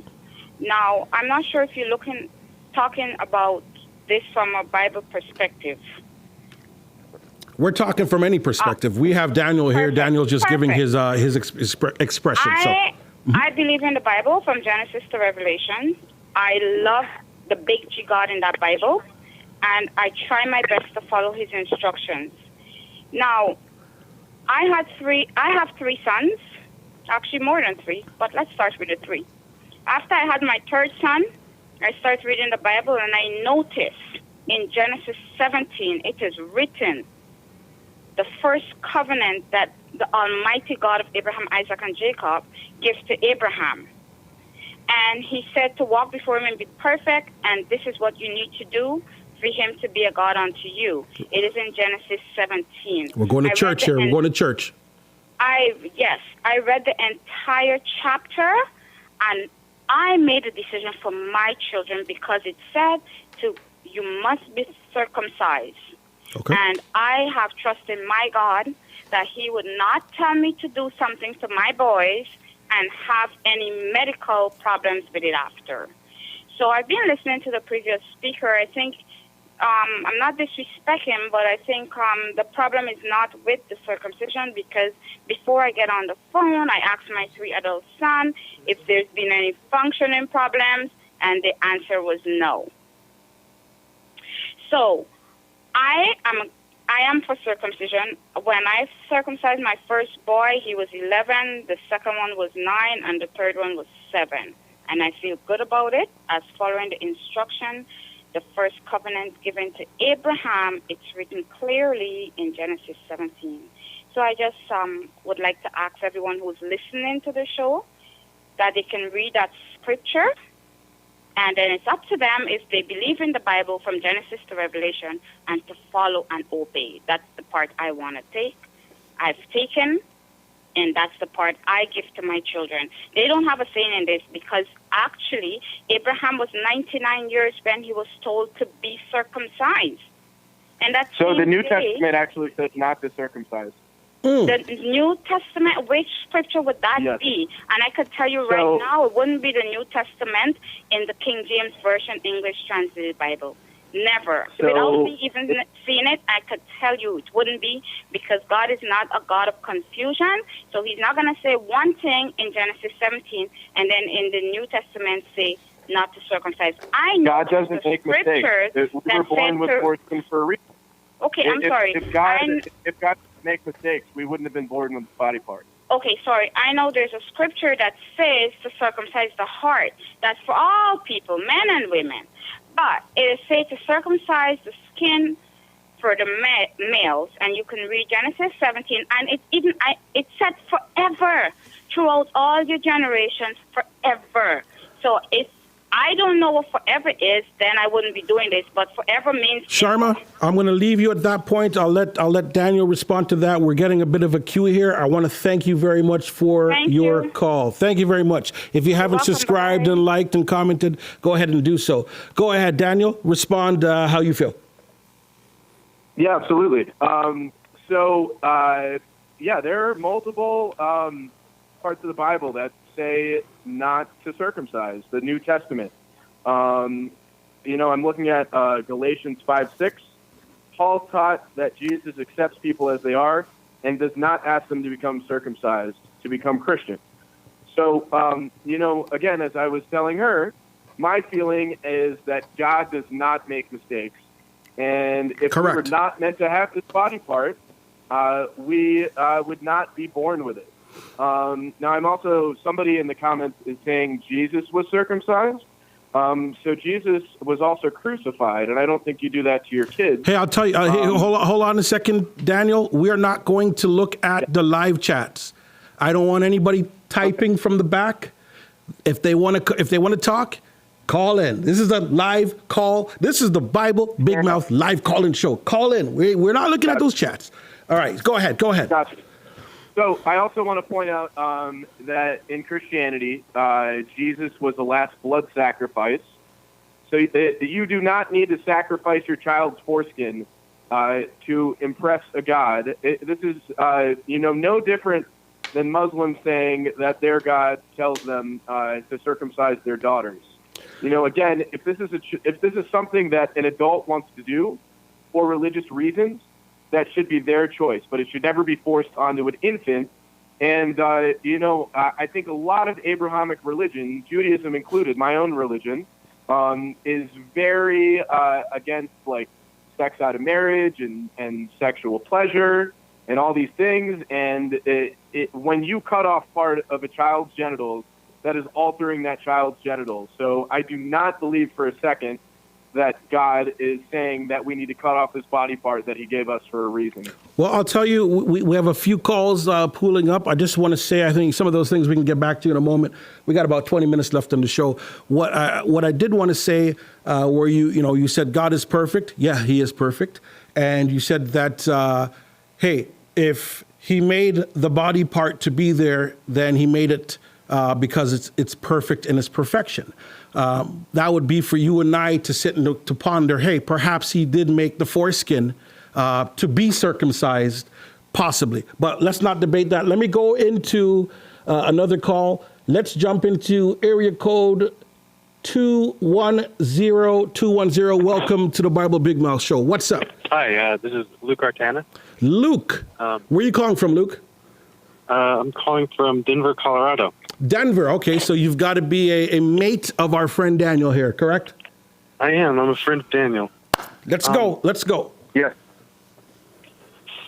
So the Old Covenant is the penis-cutting sacrifice ritual of circumcision, and the New Covenant is with Jesus. So if you stick to the Old Covenant, you're rejecting the crucifixion and rejecting the gospel of Jesus Christ. Are you a Christian? No, I'm not. You're not. What are you? I don't really have a label. Okay, so do you believe in the Bible?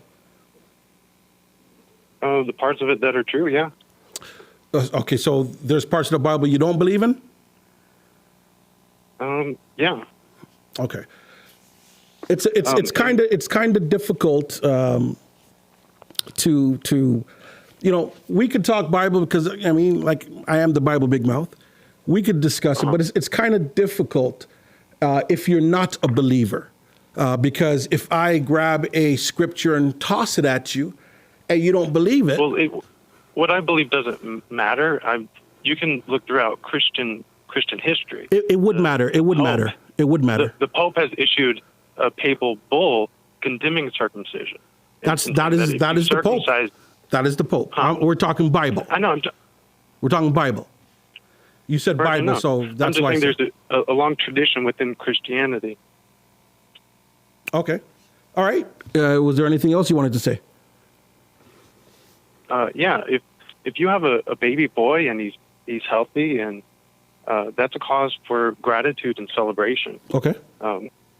You don't need to cut off part of his penis as a blood sacrifice in order to go to heaven or to make God happy. All you have to do is have faith. Okay. Was there anything else you had to say? And you are actually risking the baby's life by circumcising. Thank you for the call, and I'm gonna kind of put it back over to Daniel. Daniel, I'm kind of rushing it through because I'm seeing a pool of calls here. Are you a believer in the Bible, Daniel? Am I a believer in the Bible? Yeah. Well, I don't take it as fact. I think there are metaphors in the Bible. So are you a believer in the Bible? I would say no. But again, I'm Jewish. I'm not a Christian. Okay. Are you a believer in the Torah? Yeah, again, the same thing. I think there are metaphors in it. So when you say there are metaphors, you're saying don't take it literal? Exactly. You're a believer in the Torah, but you were quoting some New Testament scriptures. Yep. Yeah, I've done a lot of research on this topic, and I know that the New Testament says not to circumcise. Okay. All right. Let's continue on. Let's go over to 647. 647, welcome to the Bible Big Mouth Show. Who am I speaking to? This is Harriet. Harriet, Yes. You have a question or statement for our friend Daniel? I believe both question and statement, but this is to go to Daniel. If you said you don't believe in the Bible, so if you don't believe in the Bible, the Torah, any of them, you can't quote from them, right? And biblically it says that you have to circumcise your boy child on the 8th day. Now, it's not the penis that is being circumcised, but it's the foreskin that is being circumcised. So your friend from before, I can't remember his name, but it seems like he was circumcised on the 1st day, and it's on the 8th day. If you're going to follow, I'm going to say the Israelite culture, which is biblical, which a lot of people trying to emulate and cannot get it right, you got to understand it before you do it. So first of all, you have to maybe talk to your parents and ask what happened at the time you guys were circumcised, and maybe to the doctors, because it seems like medically something went wrong there. Reason why I'm saying that, something goes wrong every time. Say that again? Something goes wrong every single time. Anytime you take a knife to a healthy baby's genitals, something goes wrong. That's just the way it goes. It depends on who you're with, though. My son is circumcised, and nothing is wrong with him. My husband is circumcised, and they were all fine. So he's not old enough to realize his problems, or he wouldn't tell you. In my life, that is circumcised, and they're perfect when it can't anything. So what if I want to circumcise my daughter for religious reasons? Like that's a lot a of different story. Okay, for me, no, my culture, it's the we don't same circumcise thing. daughter. My culture do not circumcise daughter. That's a different topic. That's not a topic to me that I can answer for you because I don't know nothing about that. That's a different culture. Well, it's no different whatsoever. It is no different whatsoever, and by cutting off part of a child's genitals, a boy is different from a girl. So let's okay, guys, let's not speak over each other. Let's not speak over each other. We want everybody to hear this. I hear some passion from, I believe it's Harriet. I hear some passion. Daniel's been calm and with us and is laying down his points. I just want to, just let's lay out what we got to say and then keep it moving. We don't want to turn this into Clash of the Titans here. Yeah, let's go ahead. We got a couple more calls we got to go through as well. So sure. Let me just respond for real quick. Yeah. Freedom of religion, carving your religion into your children's genitals essentially removes that child's religious freedom. As well, as long as male genital mutilation is legal in the United States, female genital mutilation will be as well. There was a case in Michigan where a Muslim doctor, got arrested for circumcising girls, and the case was dropped because it was ruled unconstitutional to make it illegal to do to one gender but not the other. So they are no different, and sorry about that. Are you there? Oh, sorry. Hold on a second. My apologies, Daniel. Are you still there?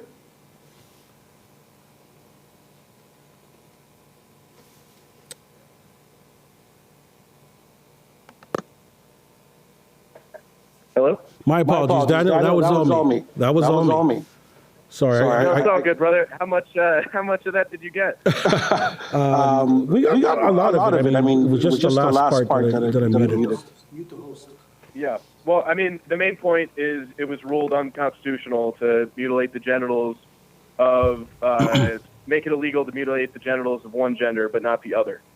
So it's legal to mutilate girls in the United States now because we didn't go hard against, doing it to boys. So, my feeling, all children need to be protected. And, don't take away somebody's religious freedom or carve your religion into somebody else's body. That's my feeling. So in terms of, before we get to the next caller, can you hear me, Daniel? I don't think Daniel could hear me. Can anybody hear me? Need to be protected and no, I don't think they could hear me. Or carve your religion into somebody else's body. That's my feeling. So in terms of, before we get to the next, I don't think anybody could hear me. Can you hear me, Daniel? I don't think Daniel can hear me. He could hear me on YouTube. YouTube could hear me. Hello? But we have an issue here with. Yeah. So what you have to do over there? So before we get to the next, I don't think anybody can hear me. Can you hear me, Daniel? Give me one moment, folks. We have a little bit of an issue here. Daniel, give me a moment. Fade to black there for a moment there. FTB. Yeah. So what you have to do over there? Can you hear me? I can't hear you. Am I faded to black? Give me one moment, folks. We have a little bit of an issue here. Daniel, give me a moment. Fade to black.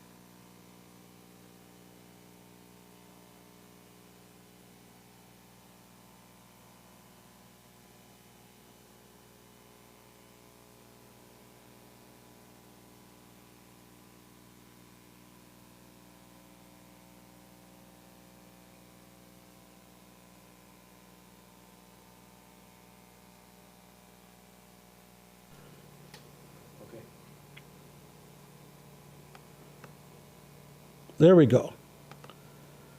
Problem solved. Daniel, we back? Yes, I'm here. Are we good? We're going to give you back some time. I took some time from you. I'm going to give you back some time. Okay. All right. Where we left off. Where are you? What's happening? I think I was saying. I honestly don't know where I got cut off. No problem. But, okay, let's go straight to a caller. Seven. Okay. Let's go 786. Let's go ahead. 786. 786. Yes. All right. Welcome to the Bible Big Mouth Show. I guess you have a comment for us. What's your name? Yes, my name is Stephanie. I'm calling from Florida. Stephanie from Florida. Welcome to the BBM show. Go ahead with your comment, question, statement. Thank you for welcoming me. They're talking about circumcision and how they've been affected, but people also, males specifically, not being circumcised are also affected. Because of the foreskin always being hovered over the genital, they are more prone to infections like Candida, which requires more maintenance of their penis because of the fact that that extra skin is there. So it requires more maintenance for them. Too much sweating, more showers. So it's better to be circumcised for health issues as well. I know that they got issues, but I feel like that was probably the physician and what was done to them individually, because I haven't heard of people, males, that are circumcised having any issues. So Candida yeast is something that males get when they are uncircumcised. Balanitis is a rash that they also get when they don't maintain that the genital areas freshened and cleaned and everything that they need to do. And phimosis becomes a thing where the foreskin tightens up, where when they have an erection, it's painful because the penis can't come out, or it will just strangle in the middle of the shaft of the penis because of the tightening of the skin could be caused from an unhealthy diet, like diabetes. So then they are forced to get circumcised because it wasn't done prior. So there is no other body part that we're removing from children for preventative reasons. There is something called forced retraction, where if you decide not to have your child circumcised, the doctor will either do it himself or herself, or tell you to pull back the child's foreskin to clean underneath. This is wrong. This actually creates an open wound. It's like removing your fingernail. It creates an open wound, which leads to infection and causes problems. The child's foreskin will separate naturally by the time he hits puberty, and at that point, it's literally as easy as pulling back his foreskin and letting water run over the head of his penis in the shower. It's that simple. Now, there are many body parts that could get infections later in life, but we don't remove our ears because we could get ear infections. As well, the same arguments that you're using are used in countries where baby girls are circumcised, and women are more likely to get yeast infections, UTIs, all these things that we claim circumcision helps with. So we literally need to teach hygiene and not mutilation, and we also need to not retract our children's foreskin, because that's where the problem lies. It's funny how North American men are the only ones who have problems with their penises, and European men do not have these issues. Again, we need to teach education, not cutting. Now, there are also... Daniel, a question for you, Daniel. Okay, so thank you, Stephanie, for the call. We have to keep it moving as we're closing. Can I say one more thing, brother? Of course. Go ahead, Daniel. Go ahead. There are circumcised men who do not have enough skin left because they had too much skin removed when they were circumcised, and they had painful erections. I could see that. It's honestly fairly common. So, I could see that. We shouldn't. Yeah. I could see that. That would. I mean, in my own. I'm not a doctor or anything. That seems to be a botched surgery. If you've gotten too much to where it's not functioning at all, then it seems to be that's got to be botched, right? So. Definitely, but granted, I think they're all botched. I mean, removing a healthy, important body part. I hear you. I think it's all a problem. Yeah, I hear you. Here's a question for you. So I want to jump back biblically real quick here.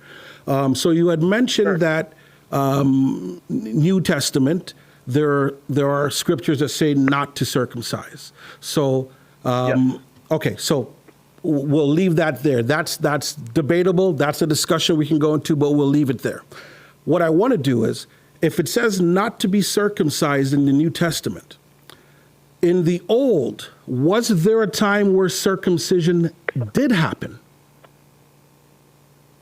Yeah. So circumcision was originally done to Jewish slaves in Egypt, and then Jews started doing it to their own children. And so let me pause you.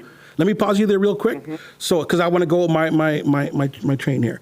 So circumcision was done, and it sounds like where you're going now is it's something that was adopted from an Egyptian culture. Egyptians don't do circumcision, according to my studies, but I think it was done to their slaves. That's what it was. It was punishment. Cool. Let's say that they did do that. Was there an instruction given to Abraham for him to circumcise his children? Well, Abraham was also instructed to kill his own son. No, we'll go there. We can go there. For this first question. If somebody in modern day times, if we didn't circumcise our kids, if somebody said, God told me that I need to chop off part of my penis and kill my son, we would all think they were insane. So Daniel, we're hopping. We're hopping here. I don't want to hop.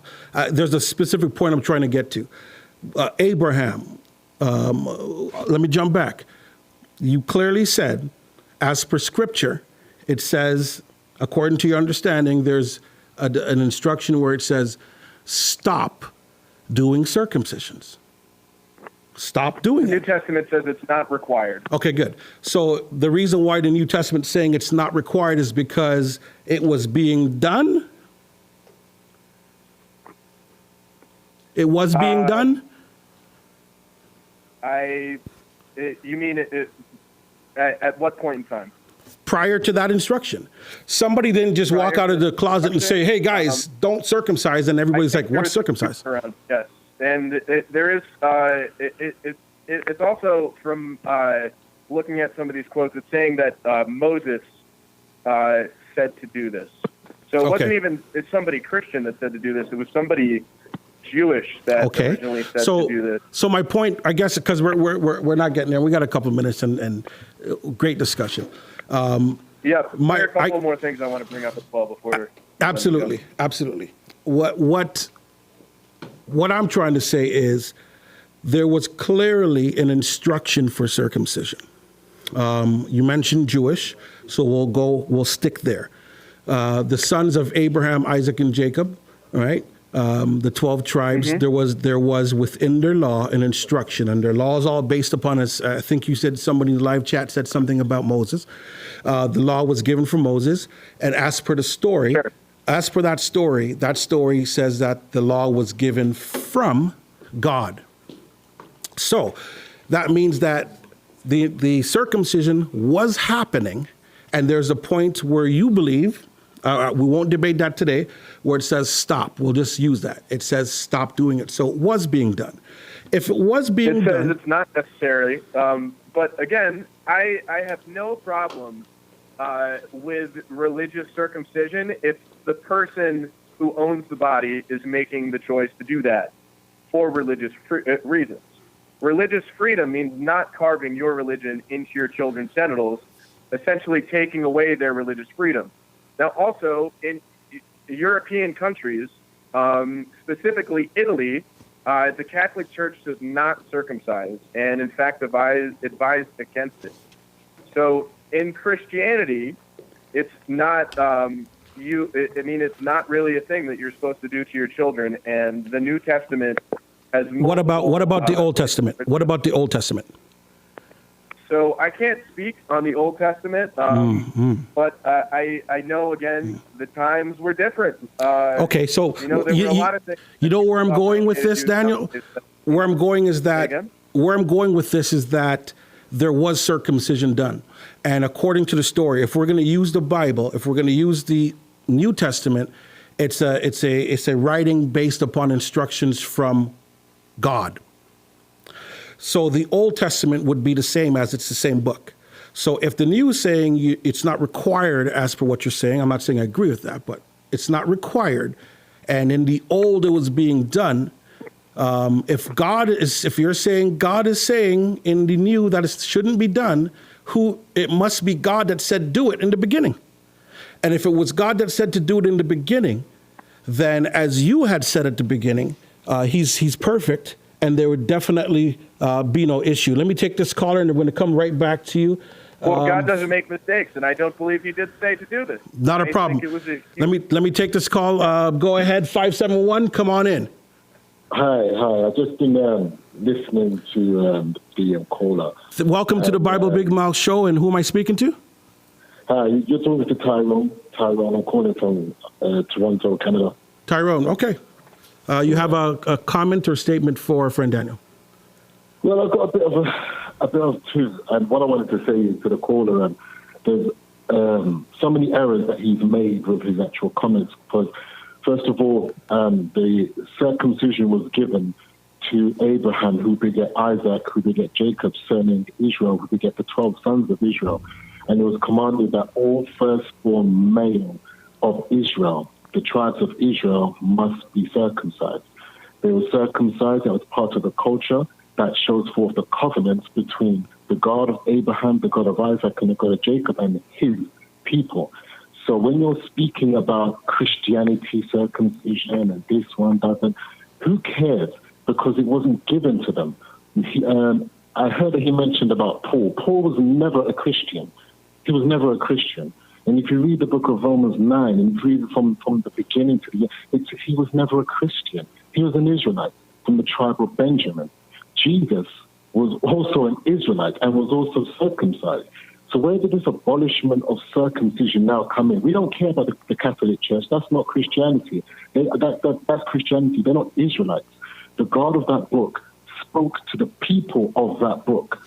Everybody wants to adopt, whether you're Jewish, whether you're Khazarians, whether you're whatever you want to be. You take from the book and you make it your own, but it's not your own. From the beginning to the end, it speaks about Israel. From beginning to the end, Israel, Israel, Israel, children of Israel. How do these other nations now come in and want to adopt, want to make protests and so on?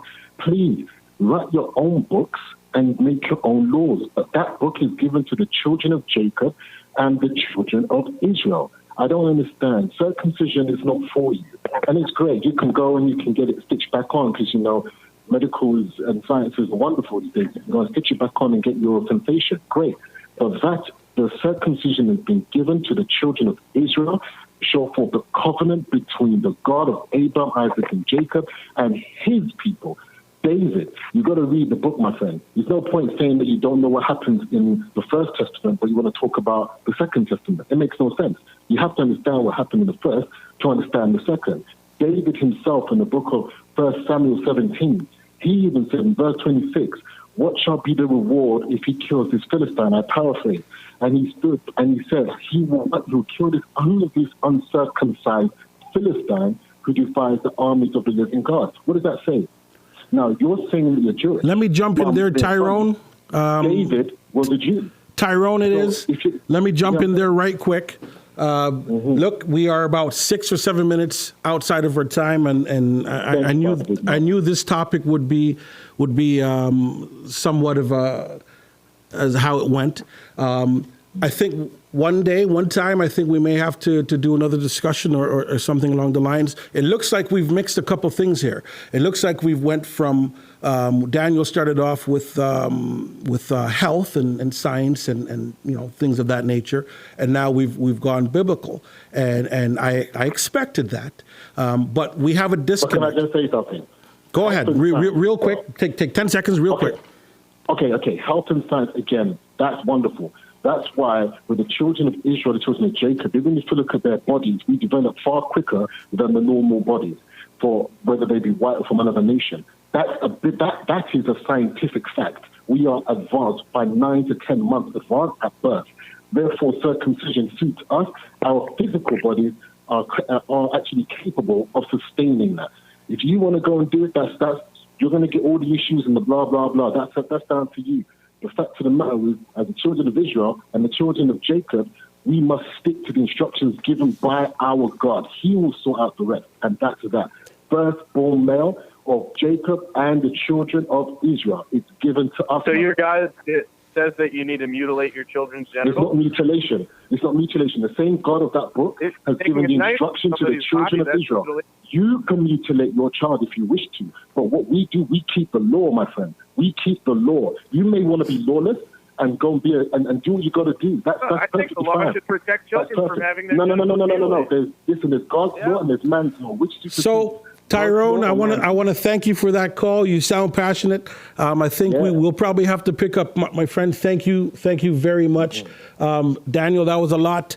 Again, as I was saying, we're kind of putting two things together, and the difficulty of that conversation. The difficulty of that conversation. There are two reasons why people circumcise. Give me 1 sec. I'm gonna let you close. Okay. Yeah. So the difficulty we have here is we're grabbing the Bible, and we have people who have a deep belief in the Bible as myself, and we have our faith and our laws and things that we do, and we have Daniel who has some scientific and medical things to state, but because where we can't mesh is because there's a bit of as you said, you don't take some things as truth, some things are the Old Testament, the New Testament. That could be another discussion. But let me give you the closing statements, and let's go from there. We're about 10 minutes out. Go ahead, Daniel. All right. So there are two reasons why people circumcise their children. Yeah. Or there's two reasons why people claim: religion and medical. So really what's behind it all is the religious thing, where in a lot of religions, again, like I mentioned before, it's about damaging the person's sex life. Like that is literally what removing part of their penis is for. The foreskin is designed to protect your penis. from all kinds of different things. And they claim, for medical reasons, that it lessens your chances of getting STDs. If you wear a condom, you're going to lessen your chance of getting STDs. Having a normal, natural body part is not changing that. You have a choice. You can wear a condom, or you can have part of your penis cut off and wear a condom. As this last guy was mentioning, he said that there are scientific ways to get your foreskin back. That's not necessarily true. There is something called foreskin restoration, and you can, over years and years of stretching, get back some of that protection. But you're never going to get back the 20,000 nerve endings that were removed when you were circumcised. You're never going to get that back. So one of these two men got screwed. The person who was strapped down as a baby and had their genitals mutilated and wants their foreskin back and can't get it back, and the person who is an adult who is not circumcised and wishes they were circumcised and can go get circumcised. The other thing is babies do feel pain, and we cannot give babies anesthesia. So imagine the first experience you have when you are born is being strapped down and having your penis cut up without any numbing or anesthesia or anything like that. It's nonsense. And again, an adult can get circumcised for whatever reason they choose, but cutting off part of a child's penis because your God says to sounds insane to me. Honestly. Understood. God does not make mistakes. God gave us a foreskin for a reason. So as well, I want to bring up the fact, if it is religious, yes, why are we practicing religion in our hospitals?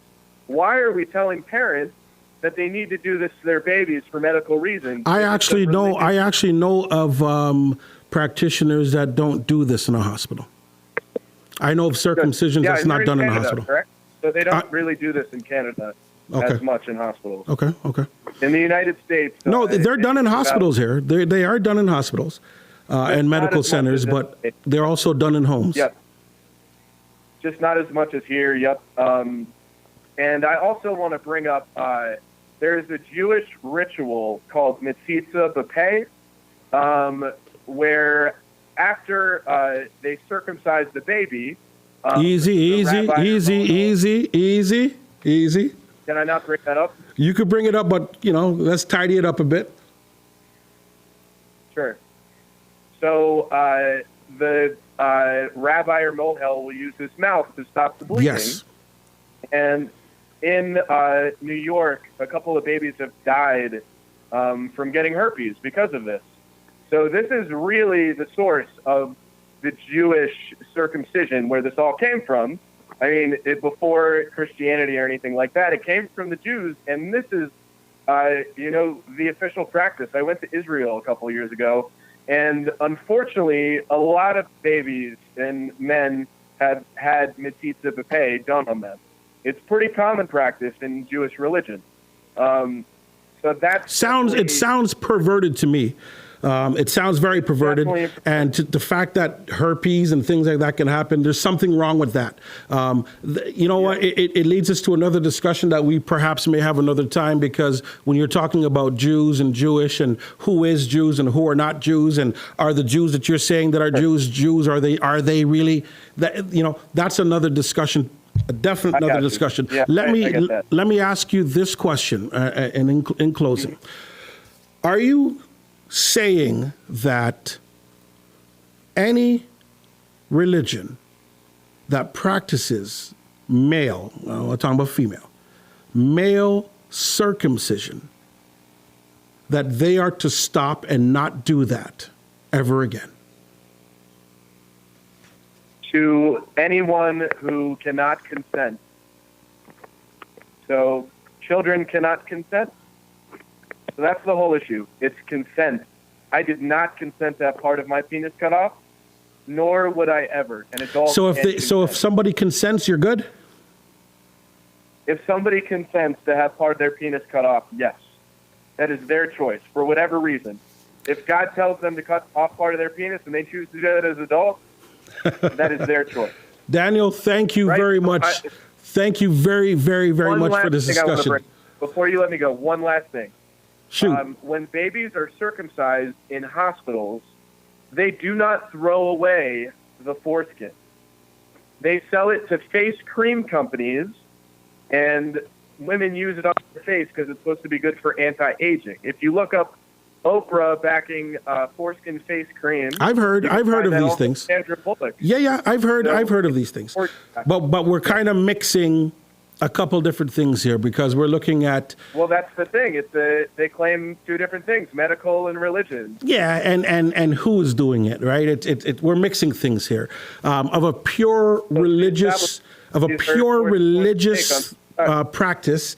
If I take my son according to my faith and the instruction that I was given, because I do believe, not half, not a quarter, 1,000%.